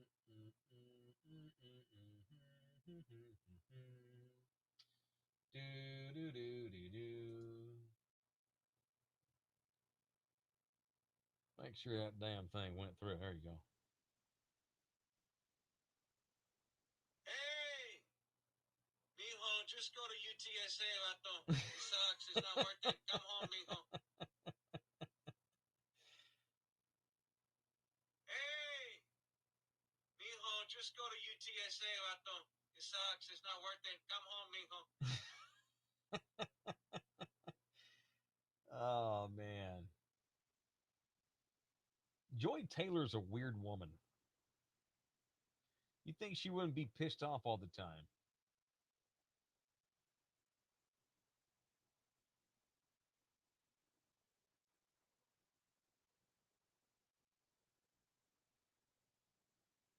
She's always bitching about people who hate on her. No one hates on her. She's doing it. I can't stand hot chicks that have a lot of money and fame and they bitch all the time about people sexually harassing them on Twitter or trolling them and telling them they suck or whatever.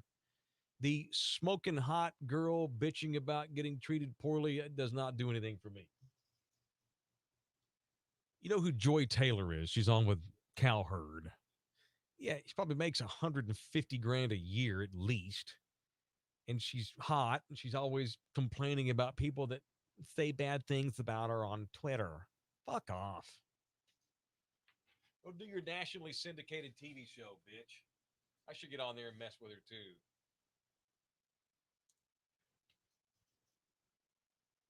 Classic strawberry.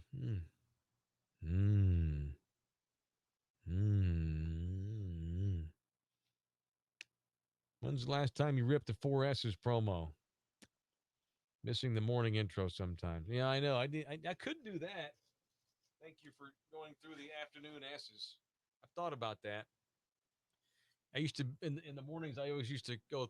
I used to thank Thunderdome for doing all the. You do a lot of things in the morning that starts with an S, like shave, shower, shit.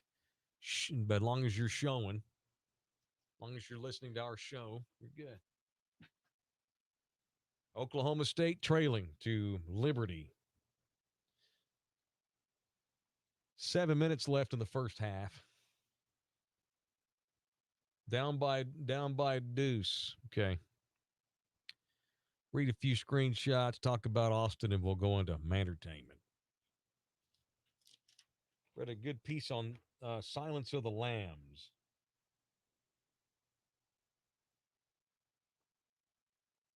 Story time with Mike.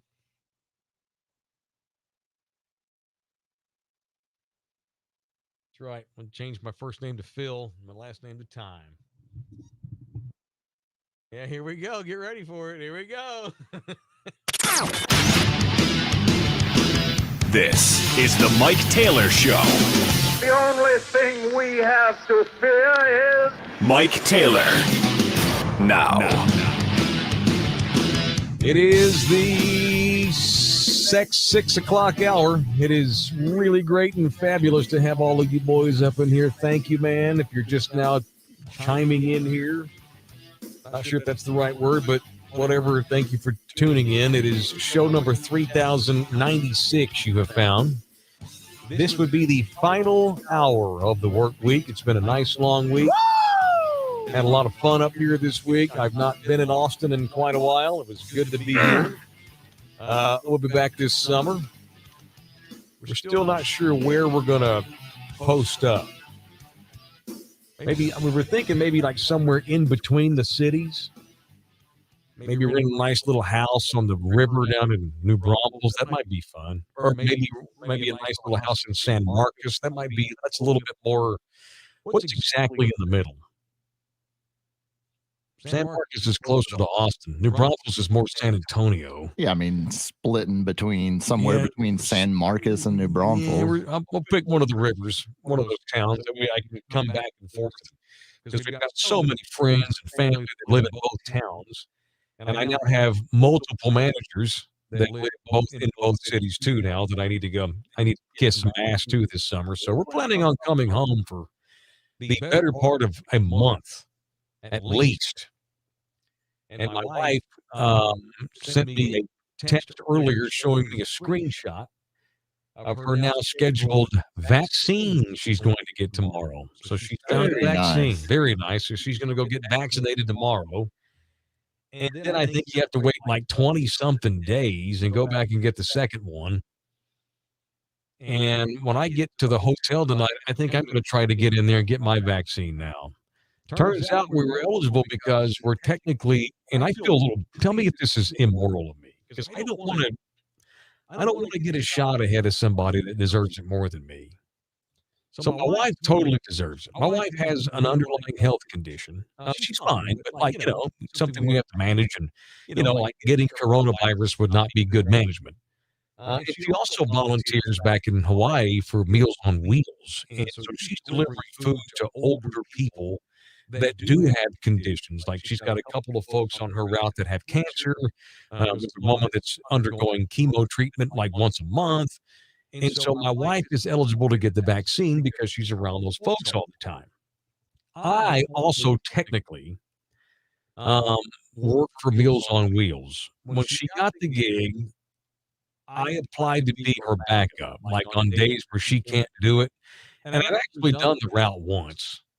I don't know that I'll ever do the route again. Is that Am I taking it? Is that a loophole there that I'm immorally taking if I get the vaccine myself? It's a loophole, but I don't think it's an immoral loophole. I mean, I do have a badge that says Meals on Wheels, and I've done the route with her, and helped. I've gone into houses too. So my wife gets sick or she's got something to do. She might sick that on me, and it gives me a chance to go do it for her. You know what I mean? So. I'll go ahead and get it. Yeah, you should get it. If you have a chance to get it, you should get it. I'm getting correct. mine I just want to make week. sure I'm not getting like bumped at the head of the line on a loophole. It's a bit of a loophole. It is. Anyway, I'm ready to get back. Missed my wife and kids. Something awful. Didn't even see my big girls this week. Just did not work out. And hey man, kids. One of them just got over the damn coronavirus. Miraculously, she did not give it to her sister. They live together in an apartment in Fort Worth. Isn't that weird? Like my 21-year-old lives with I guess no, she's 20. I'm about to have a 23-year-old and a 20-year-old. 22-year-old turns 23 Sunday. Good grief. So the 23-year-old got coronavirus last month. She lives with the 20-year-old. It would just seem like a matter of days before the 20-year-old got it. 23-year-old got it, got over it, back at work, everything great. The 20-year-old has never shown a symptom. She's fine. Unless she had it and didn't know because she was asymptomatic. And she'll never know unless she goes and gets tested for antibodies. I'm thinking she just got lucky and did not get it. That's what it sounds like. I mean, she got it, but she just didn't know she had it. Because she was one of these people that are asymptomatic. Crazy. I thought for sure she'd get it too. So anyway, it's been a good week, even though I'm missing all my people. Had a good time to get a chance to see the city on my own this week and launch the new show here in Austin. If you happen to be in the Austin area and you're listening, I highly appreciate that. Thank you for listening in here to what we do. Not to be cocky, but I dare say that our show's pretty unique for the city of Austin. Yes. I don't think you're going to hear very many afternoon shows at all close to ours. That doesn't mean you're going to like it. It's just something different. This has been a sports station for a long time. And I'm wearing a sports jersey. Which is something I've never seen you do. Which, ironically, I never do. I wanted to show off my Crash Davis jersey. And for those that are new to the show, you knew Thundernumbers from Travis County. I always call myself the Crash Davis of Sports Talk Radio. But hell, if I'm going to get Bulls, man, I'm going to get syndicated. That's really hard for me to claim that I'm the all-time minor league home run leader. But anyway, we'll see where this thing winds up going. Been a good week. Had a good time.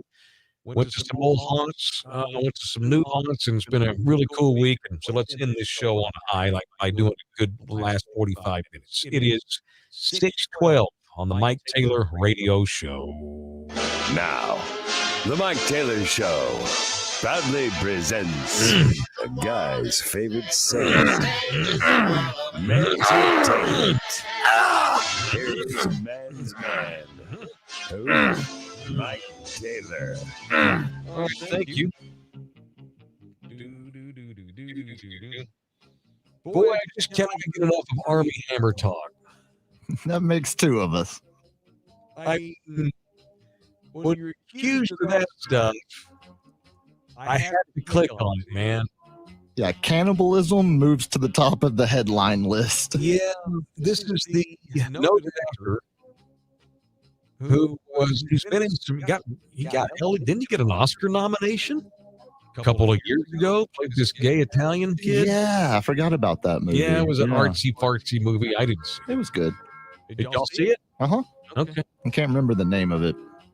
Put an indelible image in left. Boy, man.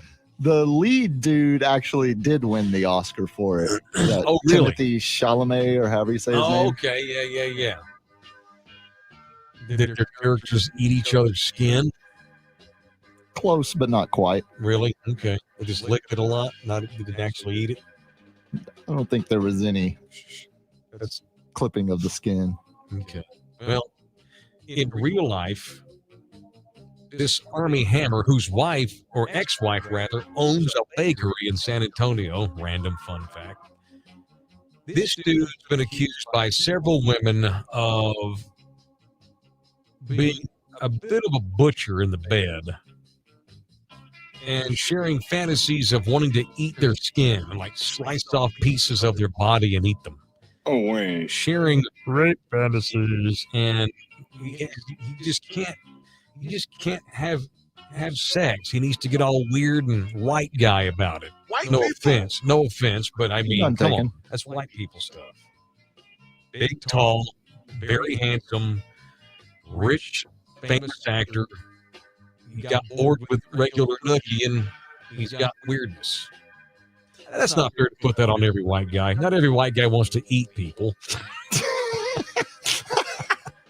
No, you're absolutely right. Not every fair. white guy I wants to be a to cannibal. Yeah, I apologize to white people. we accept your apology. This dude's over the top. Well, so his attorney had a really strange. Now, Armie Hammer hasn't commented at all, other than deny everything. His lawyer comes out with an interesting retort.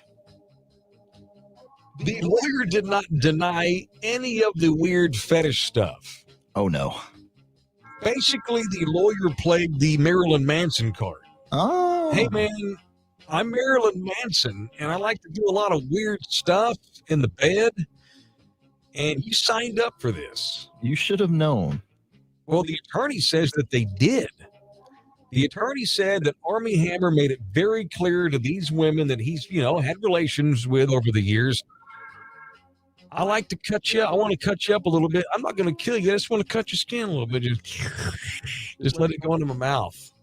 I just want to clip off a little bit of the tip of your pinky toe and just eat it. I want to eat it. How do you associate that with having sex? I swear. Did you get molested over a deli tray or something as a teenager? He got turned into a charcuterie plate at 8 years old. Yeah, I mean, how do you mix up? I don't get the cannibalism with the sex. It doesn't connect in this brain either. No. I can't help you I'm there. glad it doesn't connect in my brain too. That's a good thing. That's a good sign. I was blessed with that. That's good. I know we both have our issues, but that's one we can both put to bed, not we worry certainly about. have our issues, but I don't want to eat anybody. No, that's not on my list either. No. So I don't know how it's going to go for Armie Hammer, but many women have come forth and said that they were extremely disturbed and got the hell away from him as soon as they could. But he's saying, hey, you signed up for this. You agreed this was cool. I bet you a lot of them were kind of cool with it at first and thought, okay, this will be something new. He's Armie Hammer. He can't be that crazy. Yeah, he's not really going to slice me all to hell. He wants to choke me a little bit. Some girls are fine with that, a little bit of S&M or whatever, but then it got way too crazy. And one girl said he was bashing her head against the headboard, like with his hands, like she's just like bleeding and busted her nose all open and everything. I'm so glad we had video for that reenactment. Oh, I forgot we're on TV. Hello, YouTube. That's the first time all week I've been happy we're on video because I got to see that. I hate being on video. No, it's not my favorite. I don't know why Duel does it every day. It's weird. All right, you know who's released a new record today, don't you? I believe he's already being sued for said record by one of my favorite bands. Indeed. It's a bit of copyright infringement. People are calling him out for having MLK drops in some of the songs, too. I didn't read that far. Are we talking about the same blonde, blue-eyed lad from Canada?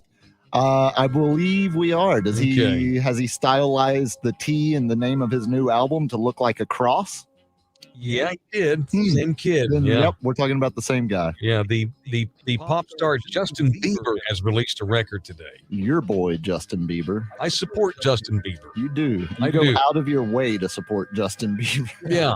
Yeah. I think he's a talented guy. I think he's matured some. He's still a little nuts, but I mean, how many 26-year-old pop stars that have been famous since they were 12 aren't a little bit nuts? You're not wrong there. Okay.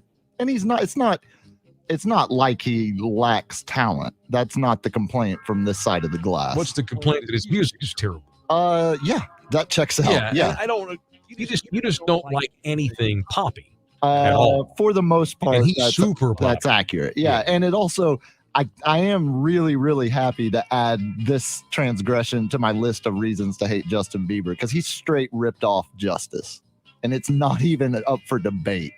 I mean, that might as well be their logo from 20 years ago. So what's Justice?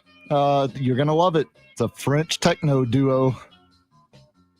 I see the disappointment on your face. See, here's the difference. Justice can kiss my ass because they just wish they were a quarter as talented or even somewhat popular as Justin Bieber. You don't understand how revolutionary Justice was 20 years ago to even try to compare them to Justin Bieber. Justin Bieber, Justice. Justin Bieber is a play me some. Okay, Justin Bieber is an absolute run-of-the-mill pop star. Another one of those will come along in 20 years. Let me hear this amazing innovation that used to be. You're gonna hate it because it's probably so techno, and it's not. They don't sing in French, but it's very French styling. Here, keep rolling. I'll pull some All right, up. so Bieber's they are saying he's crossed the line because he's got this new album, Justice, and he's being called out for it. And he's got some Martin Luther King snippets in some of the tunes. All these people were calling him a poser because he's a white Canadian. Dropping Martin Luther King drops in some of his tunes. You know who's come out today and supported him? Bernice King did. Oh, well, that's good. Yeah, MLK's daughter loves Justin Bieber. Bernice King, daughter of MLK, tweeted today, each of us, including artists and entertainers, can do something. Thank you, Justin Bieber, for your support in honor of justice, of the King Center's work, and of our Be Love campaign, which is a part of our global movement for justice. Hashtag MLK, hashtag end racism.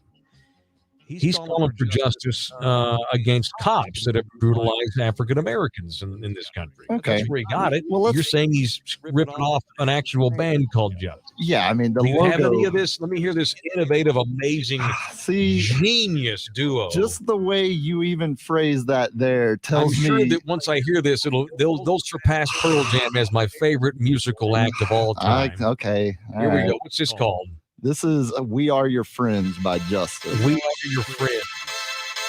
You're all. I don't even know why I play into this.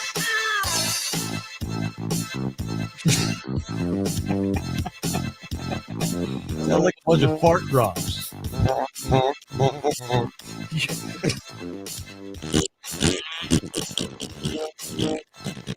And boy, listen to this. I mean, you just can't turn on the radio these days and not hear a man in the copies Justice. I mean, I don't know why you're bagging on Bieber because clearly these guys are so influential. Every new artist, every new piece of music. This song won a Grammy. Oh, okay, this song won a Grammy. Yeah, something better it was than the that. best electronic song of the year. Look out that window where you're sitting in the studio. You see all those cars going by? Half the some bitches in those cars have won a Grammy. What? They hand out Grammys like Pez now. And this was 20 years ago, 15 years ago. Here. This one's a little harder for you to see if this does anything. What's this called? This is 1 minute to midnight. It's an awesome beat. You're not going to like French it. do this? Because they appreciate good music. Like, I don't. This is great. How do you make this with a computer? Spinning, yeah. I mean, it's all looped sounds from different samples and records. Jeez. I feel like my dad right now. I feel like my dad used to hammer on my stuff 25 years ago. These bands don't even play instruments anymore like they did in the 70s. They create their own with new technology. They show up and they start, they click, revolutionary. Click enter, and all of a sudden they got a band. That's why I don't even try to play this crap for you, because you are so closed-minded to it. How do you rock out to this, though? Extremely easily. Listen Really? to that. Yes. Like you just cruise down, and you do hair flying in the balls, just rocking out to what do they call it again? Daft Punk. I know who Daft Punk was. Only because they broke up a month ago. Well, you told me. Golly. They made a tune with an American dude, and they got famous in America. That's how I don't even know why I try. Ah, God. I mean, I just don't know how you say that's so much superior to Justin Bieber's tunes. Because Justin Bieber makes generic pop music, and there's nothing transcendent or new these dudes about are probably living in a ghetto somewhere in the crappy side of Paris, so maybe Bieber will take care of them and cut them a check. They're quite rich, actually. Okay. One thing you and I agree on a lot is that Silence of the Lambs was a great movie. Without a doubt. I read some fun facts on the airplane flying there last weekend. How exactly did that 7-hour come flight? up? Okay, 7-hour airplane. That's how it came checks apart. out. I was reading. I just stumbled upon some fun facts about Silence of the Lambs that I did not have any idea were a thing. And the reason that Silence of the Lambs has even come up on our watch in the last couple of weeks is because this is the 30th anniversary of the releasing of the movie, which makes me feel so close to death. Did you know what? You were a teenager when it came out. But still, though, man, I just want to be young again. I want to be 25 for 50 years. You don't, though. I act 25, really don't. mostly. I wish I could have this knowledge. No, you're right, I don't. But still, 30 years seems like a long time. Did you know that Anthony Hopkins was not even the first choice to play Hannibal Lecter? Oh, I do know this. Who was it? Golly, who was it? Another great 80s actor. Yes. Oh, my God. You're going to have to tell me. I just heard this a month ago. Gene Hackman. That's right. That's right. I had no clue till I read this a week ago. Mm-hmm.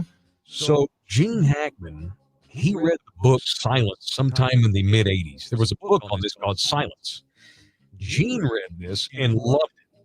And this is late 80s, and Gene Hackman had been around for a while, and he wanted a new challenge. He wanted to actually direct a movie. And when he read the book, he's like, okay, this is the movie that I want to direct. Because this movie, if I do it right, will be amazing. So Gene went to the company that put this film out and went to them and was like, hey, I want to make this. And they're like, well, all right, well, you are Gene Hackman, so we'll throw you a few bucks. See if we can't get this thing done without spending $1 trillion. Because what was the company that put this out? Because they were actually struggling in the late 80s. The company that made this movie, oh God, Orion. Orion made this movie. You've heard of Orion. They're huge again, but they were kind of struggling at this day. And they decided to go ahead and go for broke on this movie and try to make money on this, which obviously they wound up making a ton of money. But so the story kind of goes where like Gene was ready to do this, was working on like getting ready to direct the damn thing, and was casting people, and he was going to play Hannibal Lecter at first, but he decided last minute not to just direct it. He just felt like Sean Connery was going to be a better addition as Hannibal Lecter. Can you imagine that? No, I would not have wanted to see that movie. They go to Sean Connery and ask him, and Sean shot it down in 2 seconds, thought it was stupid, thought it was going to fail. Because he's no Armie Hammer. No, he ain't Armie Hammer. You know who Gene wanted to play Clarice Starling at first? And she also was like, nah, that's going to fail. No, that one I don't know. Michelle Pfeiffer. That makes sense. He went to her. And she and Sean Connery both shot it down in a second. No, this movie's stupid. This will be a dumb movie. The reason Gene backed out of it is because his daughter read the book when she found out that her dad might direct it. And she was so disgusted by how dark and evil the book was. She told her dad not to do it, and he changed his mind. Wow. It's got to be more than that. Sure. Gene probably got cold feet, thought it was going to bomb. Silence was not. It was a risk. And it was not universally accepted as a instant classic. As soon as either it swept everything at the Oscars, right? But that wasn't until months after. What's the film critic for since passed? The fat one. Gene Siskel. Yeah, Siskel and Ebert. Oh, the tall one died. Okay, they're so both dead. They're both gone now, but I can't remember which one of them that it was, but there's a great old clip where they're discussing the movie, and the one guy is absolutely in love with it, and the other one just calls it like violence porn, basically, and says it's just, there's no redeeming quality, no character in the entire movie has any redeeming qualities. There's nothing of artistic value here. It's just absolute gore and violence to the extreme just for shock value. And that's why I went and saw it. And when you go back and listen to that clip, you kind of just think like, cool, I can understand why a lot of people, one, would think that. And he was wrong about the actors and the characters. Right. But you almost kind of liked Hannibal. Oh, you absolutely in a weird way. You liked him. No, he's an anti-hero. I loved Clarice because she was such a real person. All the flaws and everything, which in 1989, 1990, movies didn't show all the flaws. Not in blockbuster movies. Everybody was perfect. Very rarely was the lead. Very rarely was the lead person a female, and two, were they, depicted as basically Southern white trash upbringing like that. Yeah, that was. I mean, she nailed that role. Nailed it. Thank God they get Michelle Pfeiffer to do that. Yeah, no way she wouldn't have been a candle on Jodie Foster's ass. Yeah, I don't want to hear her West Virginia accent. So I pulled this out of Esquire. It says, on the set, Jodie Foster and Anthony Hopkins never spoke to each other when cameras were not rolling. All the better to fuel their characters' creepy on-screen duet. When the time came to release the film in late 1990, there was a problem. Orion Films was a mess, teetering on the brink of bankruptcy. The studio could not afford to market both Silence and its other Christmas release that year, Dances with Wolves. Wow. So it put Lecter on ice and dumped the movie into theaters the following February. For Valentine's Day. Not a bad Which is pretty cool. Not a bad decision. They didn't even have the money to market the movies. That's why they delayed it, because they had to get Dances with Wolves out there, which I loved that movie too. It was cheesy, not nearly as dark and it was deep as this fine. movie, but it was a good movie. I loved it. When I saw it as a kid, I loved it. Agreed. Have you watched it lately, though?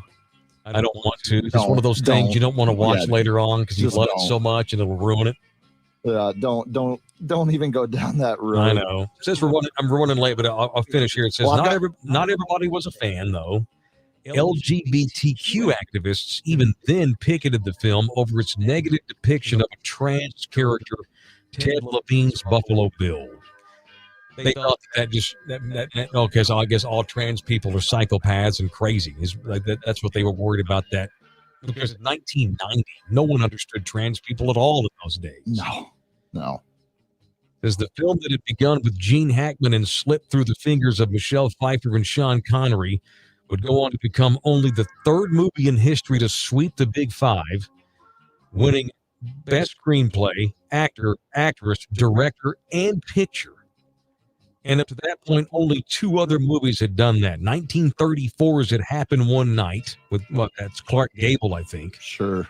And 1975's One Flew Over the Cuckoo's Nest, one of my all-time favorite films. I was about to say, if there's another film deserving of that, it's absolutely One Flew. All right, I'll finish up. Today, The Silence of the Lambs remains as brilliant and blood-curdling as it was 3 decades ago. It sparked 3 further movies, 2001's Hannibal, 2002's Red Dragon, which was awesome. I loved Red Dragon. Yeah, Hannibal was not awesome. No, Red Dragon was amazing. Great. Yeah. Ralph Fiennes. Edward Norton. Who was the guy that died of heroin overdose?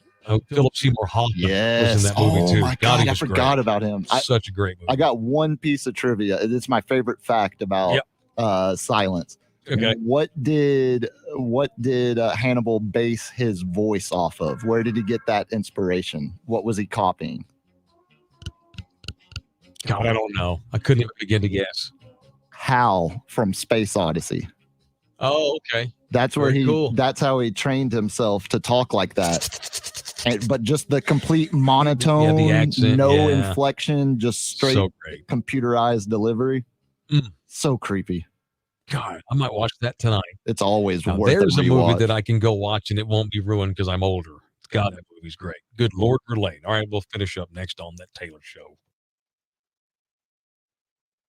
Oh, cool. That was fun. Yeah, fuck the horn. They can't do that. Although they're probably running basketball on our competitors in both cities, I'm guessing.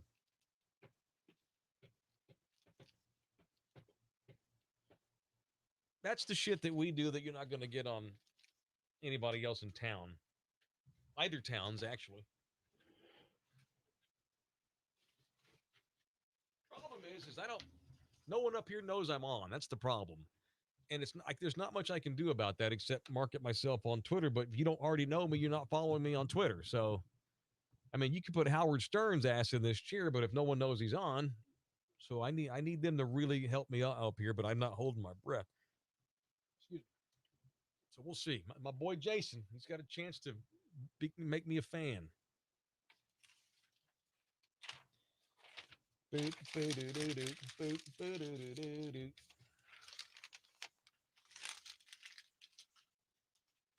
Grammys are ass. Yes, they have been. Laura Burris, what's up, Laura? It's Laura from Food Bank, who's hearing all of our vulgar guy talk. Sorry, Laura. Sorry, not sorry. You don't have to chime in. You don't have to log on. Puma ran out to grab a smoke. Yeah. Taylor keeps grabbing his tits. You know why? Because I like them. I have to entertain my viewers now. I've got viewers.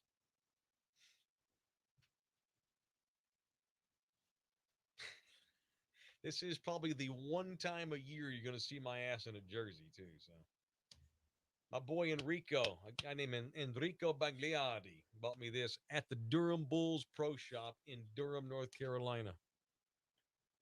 So that was kind of cool.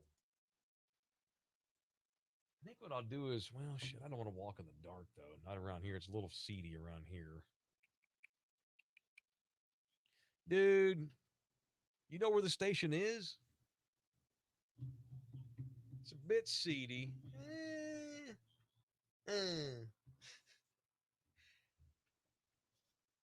Safe travels home, brother. Remember, you are the ticket. Without you, there is no ticket. Thank you, Foamfoot. Foamfoot's, you see his picture on, you can see what they write, can't you? He's got that hot redheaded wife of his up there. Appreciate that. It is. That's his wife. I've met her a long time ago. Uh-huh. Yeah, I think her name's Amber, right? Is that right, Foamfoot? Your wife's Amber? Congratulations on life over your redhead hottie wife. And that's something because Sam has already publicly stated he doesn't like redheaded women. My absolute favorite. Female goes a long way, though. Just being alive and being females, you're already in the door with me. Long as you're not 101, though. Puma, he's old people shaming today. Shaming the elderly, like elderly fetish shaming. There is granny porn all over the internet, though. My God. There's some dudes that have some fucked up grandma problems, man. Bet your ass I did. Really? Mean Green, baby. Woo! Yes, sir. That's my alma mater. Look at the scores. I forgot the tournament was even going on.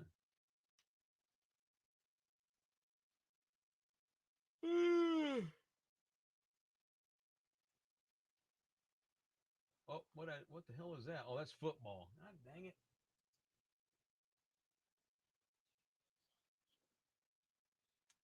I clicked on the wrong thing.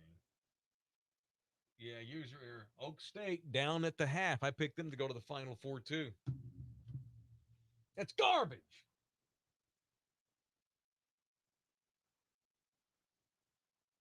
Oh, yeah. Purdue is down to North Texas. Golly. Now, that would be badass. Any and all things Texas, with the exception of Baylor. Baylor could get pummeled by a tornado. With no innocent people in it, only the athletic directors.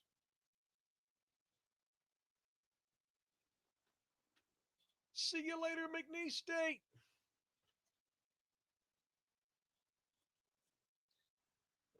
KNTU. They made us practice saying it because they didn't want us to screw up and say KUNT on the airwaves of that station.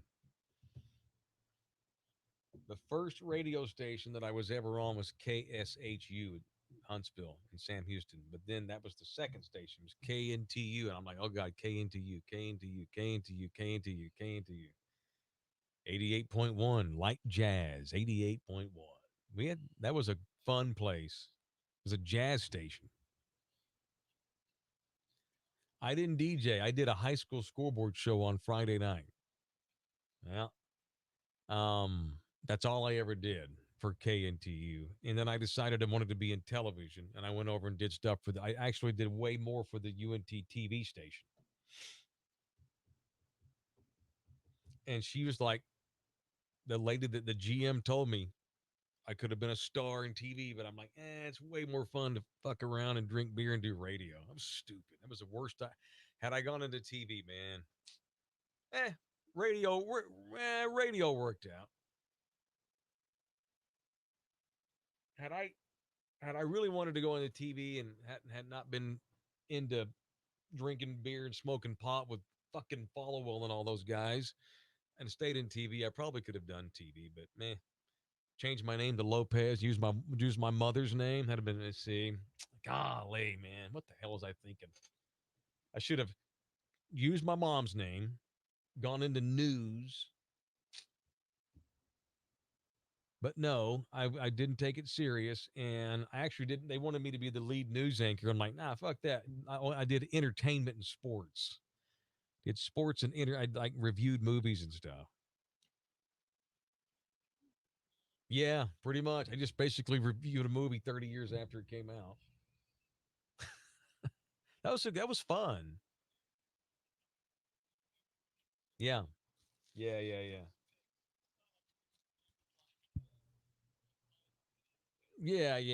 And that's, I bet, that's what I used to do. I used to go to every movie.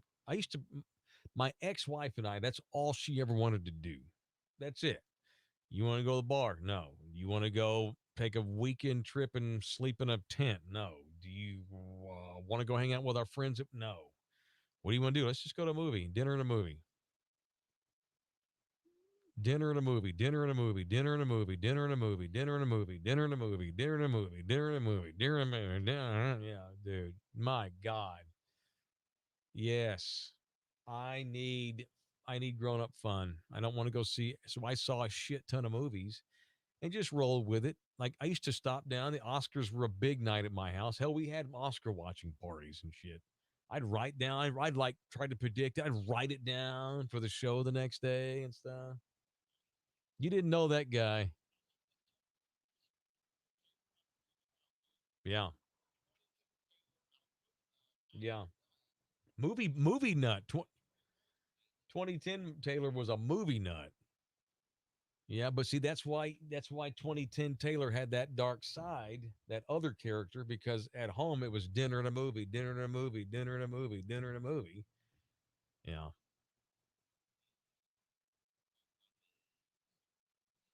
Oh my God, dude. And we lived in White Settlement, man.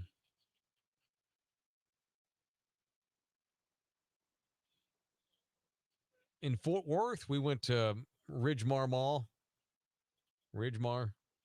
Yeah, San Antonio was, at least by the time we moved to San Antonio, theaters were starting to take themselves serious. And so we went to the Palladium, which I thought was awesome in those days.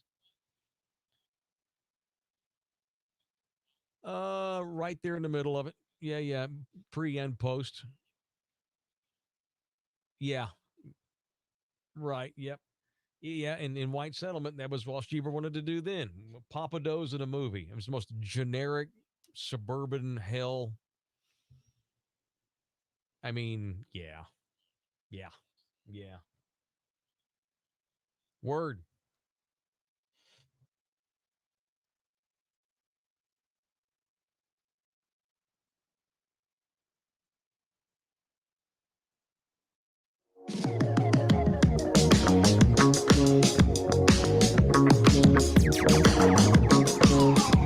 favorite, this is an obscure name, but my favorite Cowboy reporter is Michael Gelkin. You know who that is? He's great. I do, and I That saw guy what gets he no put out. run. I saw what he put out earlier. On the safety? Yeah. Cowboys are among the NFL teams deep in talks with ex-Falcons safety Keanu Neal. Although he'd be a weak side linebacker here. A real sincere interest from both sides. He played for Dan Quinn and the whole Atlanta. A second source described Keanu Neal as a strong safety for the Cowboys if he signs. Leighton Vander Esch expected to be the will linebacker. What is certain, Neal would spend plenty of time in the box for Dan Quinn's defense if he signs. Again, guys you may not know, but they're solid little hole fillers. Neal would be the biggest name that they've brought in. Better than those other guys. No question. Neal's an above average starter in the league. Right. Yeah. That's cool. I hope that happens. I do too. And especially the familiarity with Dan Quinn and the impact and in the box safety like that can have. Yeah. And y'all got to get this Super Bowl thing out of your mind. Okay, yeah, he failed as the Atlanta head coach. Now, to be fair, though, he did lead them as the head coach to the Super Bowl. And he held the opposing team to 3 points in the first half. He did. Y'all got to get that tank of the Super Bowl out of your head. And he's a damn good defensive coordinator. He's certainly an upgrade over Mike effing Nolan. Right. So let's forget the Super Bowl and concentrate on Mike Quinn. Almost called him Dan Neal, combining names. Mike Quinn, he's a good defensive coordinator. Dallas is doing well there. The Houston Police Department has issued a statement via Twitter. Uh-oh. At this time, Houston police are unaware of any contact between our department and Houston attorney Tony Busby. Wait, did Busby say he's going to call the cops? No, Busby said the cops had called him. Oh, see, this is the risk with Busby. And this is the hope that Deshaun Watson has. Tony Busby is nuts. Rusty Hardin, who's going to rep Deshaun Watson, not nuts. Rusty Hardin is the best defense attorney in Texas, and there is not a close second. In the nation. Southwest, at least. He's a legend. Yeah. He's the Michael Jordan of attorneys in America, really. Certainly the Southwest for sure. So Busby said that the cops contacted him? Yeah, he said someone with Houston Police Department had reached out for details on the growing allegations. He said that in the press conference earlier. HPD says they've got no clue what the hell he's talking about. That's why that's 100% why they put that statement out. It's not as unprovoked or unprompted as it first sounded. President Embiid's in here. Would like to issue an old man dad joke. Well, it's 6 o'clock. 6:47. Yeah. Ohio State and Deshaun Watson's career, what do they both have in common? I think I know the answer, and I don't want to say. They were both ruined by oral.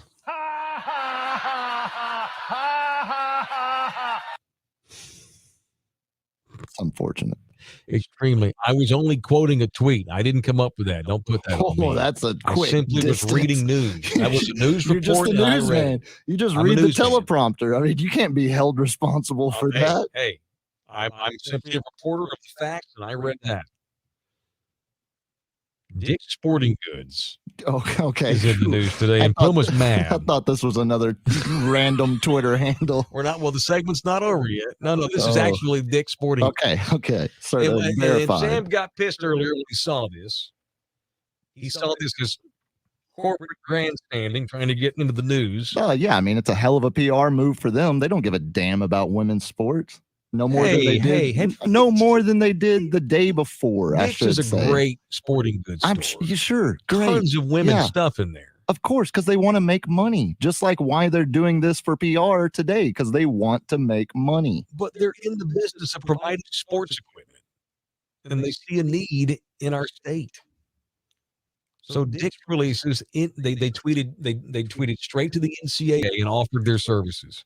even put a picture of a bunch of their employees next to a bunch of U-Haul trucks ready to load all the gear to the Alamo. Oh, so they Bowl. had a photo op ready too. This is my whole point. If they wanted to help, they wouldn't be reaching out on social media where they can get all people liking them and pointing to them as the beacon of hope for the future. I know. Like all they they had to would do was be call the exactly NCAA. right, but they wanted the damn publicity, and that's why I hate it. That's why I'm right. That's why it's crooked and rotten, and they shouldn't get any amount of praise. Well, they're for getting that. ready to supply a badass weight room for the girls' teams, though. They are going to do that. And they're going to make millions off of the publicity that will get them. Our teammates have worked quickly to get truckloads of fitness equipment ready to send to the women's bubble. We are standing by, ready to deliver it, and have your facility outfitted within hours. Let's make this happen. Yeah, you're right. Total PR move. Now, they're going to probably provide all the gear. Well, and that's all great. they had to do was call the NCAA and do it without show. I know. That's my issue. I know. They want to be praised for being the beacon of hope when they could have done it. It's the same way when people, certain people like to broadcast the charity work they do, and others just do it in the background and don't seek the praise. Just do it for the sake of charity. Well, they've got to outdo Academy. That's their arch nemesis. Again, it's a corporate bidding war to try to get the best PR spin on this whole story. Sport Caitlyn Jenner. So on a day Oral Roberts makes headlines, so does Dix. God bless America. Okay, I support that dad joke. That's a 6 o'clock hour joke that I absolutely That's a dad support. joke. And it's solid. That's solid work. Banter Shap 2. Love how Tennessee basketball, of course, leads into you bashing Texas football. Yeah, welcome to Austin. That didn't go unnoticed. Oh, man. Hell of a week. Hell of a week. I enjoyed it, man. Enrico, Tadal, great first week of Dual City Sextroplex Radio. Safe travels to Hawaii. Tadal. Just wanted to get it Tadal. Daniel would like to issue one final dad joke. Pour some out. I'm upset because the Shockers are already out of the tournament. Oh, his favorite team are the Shockers. All right, very sexy dad jokes. We're done. Love y'all hard. See you Monday. Tell me we're going home. The more things stay the same, the more they stay the same. Y'all are awesome for putting up with our YouTube failure. Thank you very much. See y'all, Thunderdome. I'm going to end the broadcast. We'll see y'all on Monday on the air. Probably won't be online like this. I might try to get this app, but I don't guarantee it by Monday. All right. See y'all.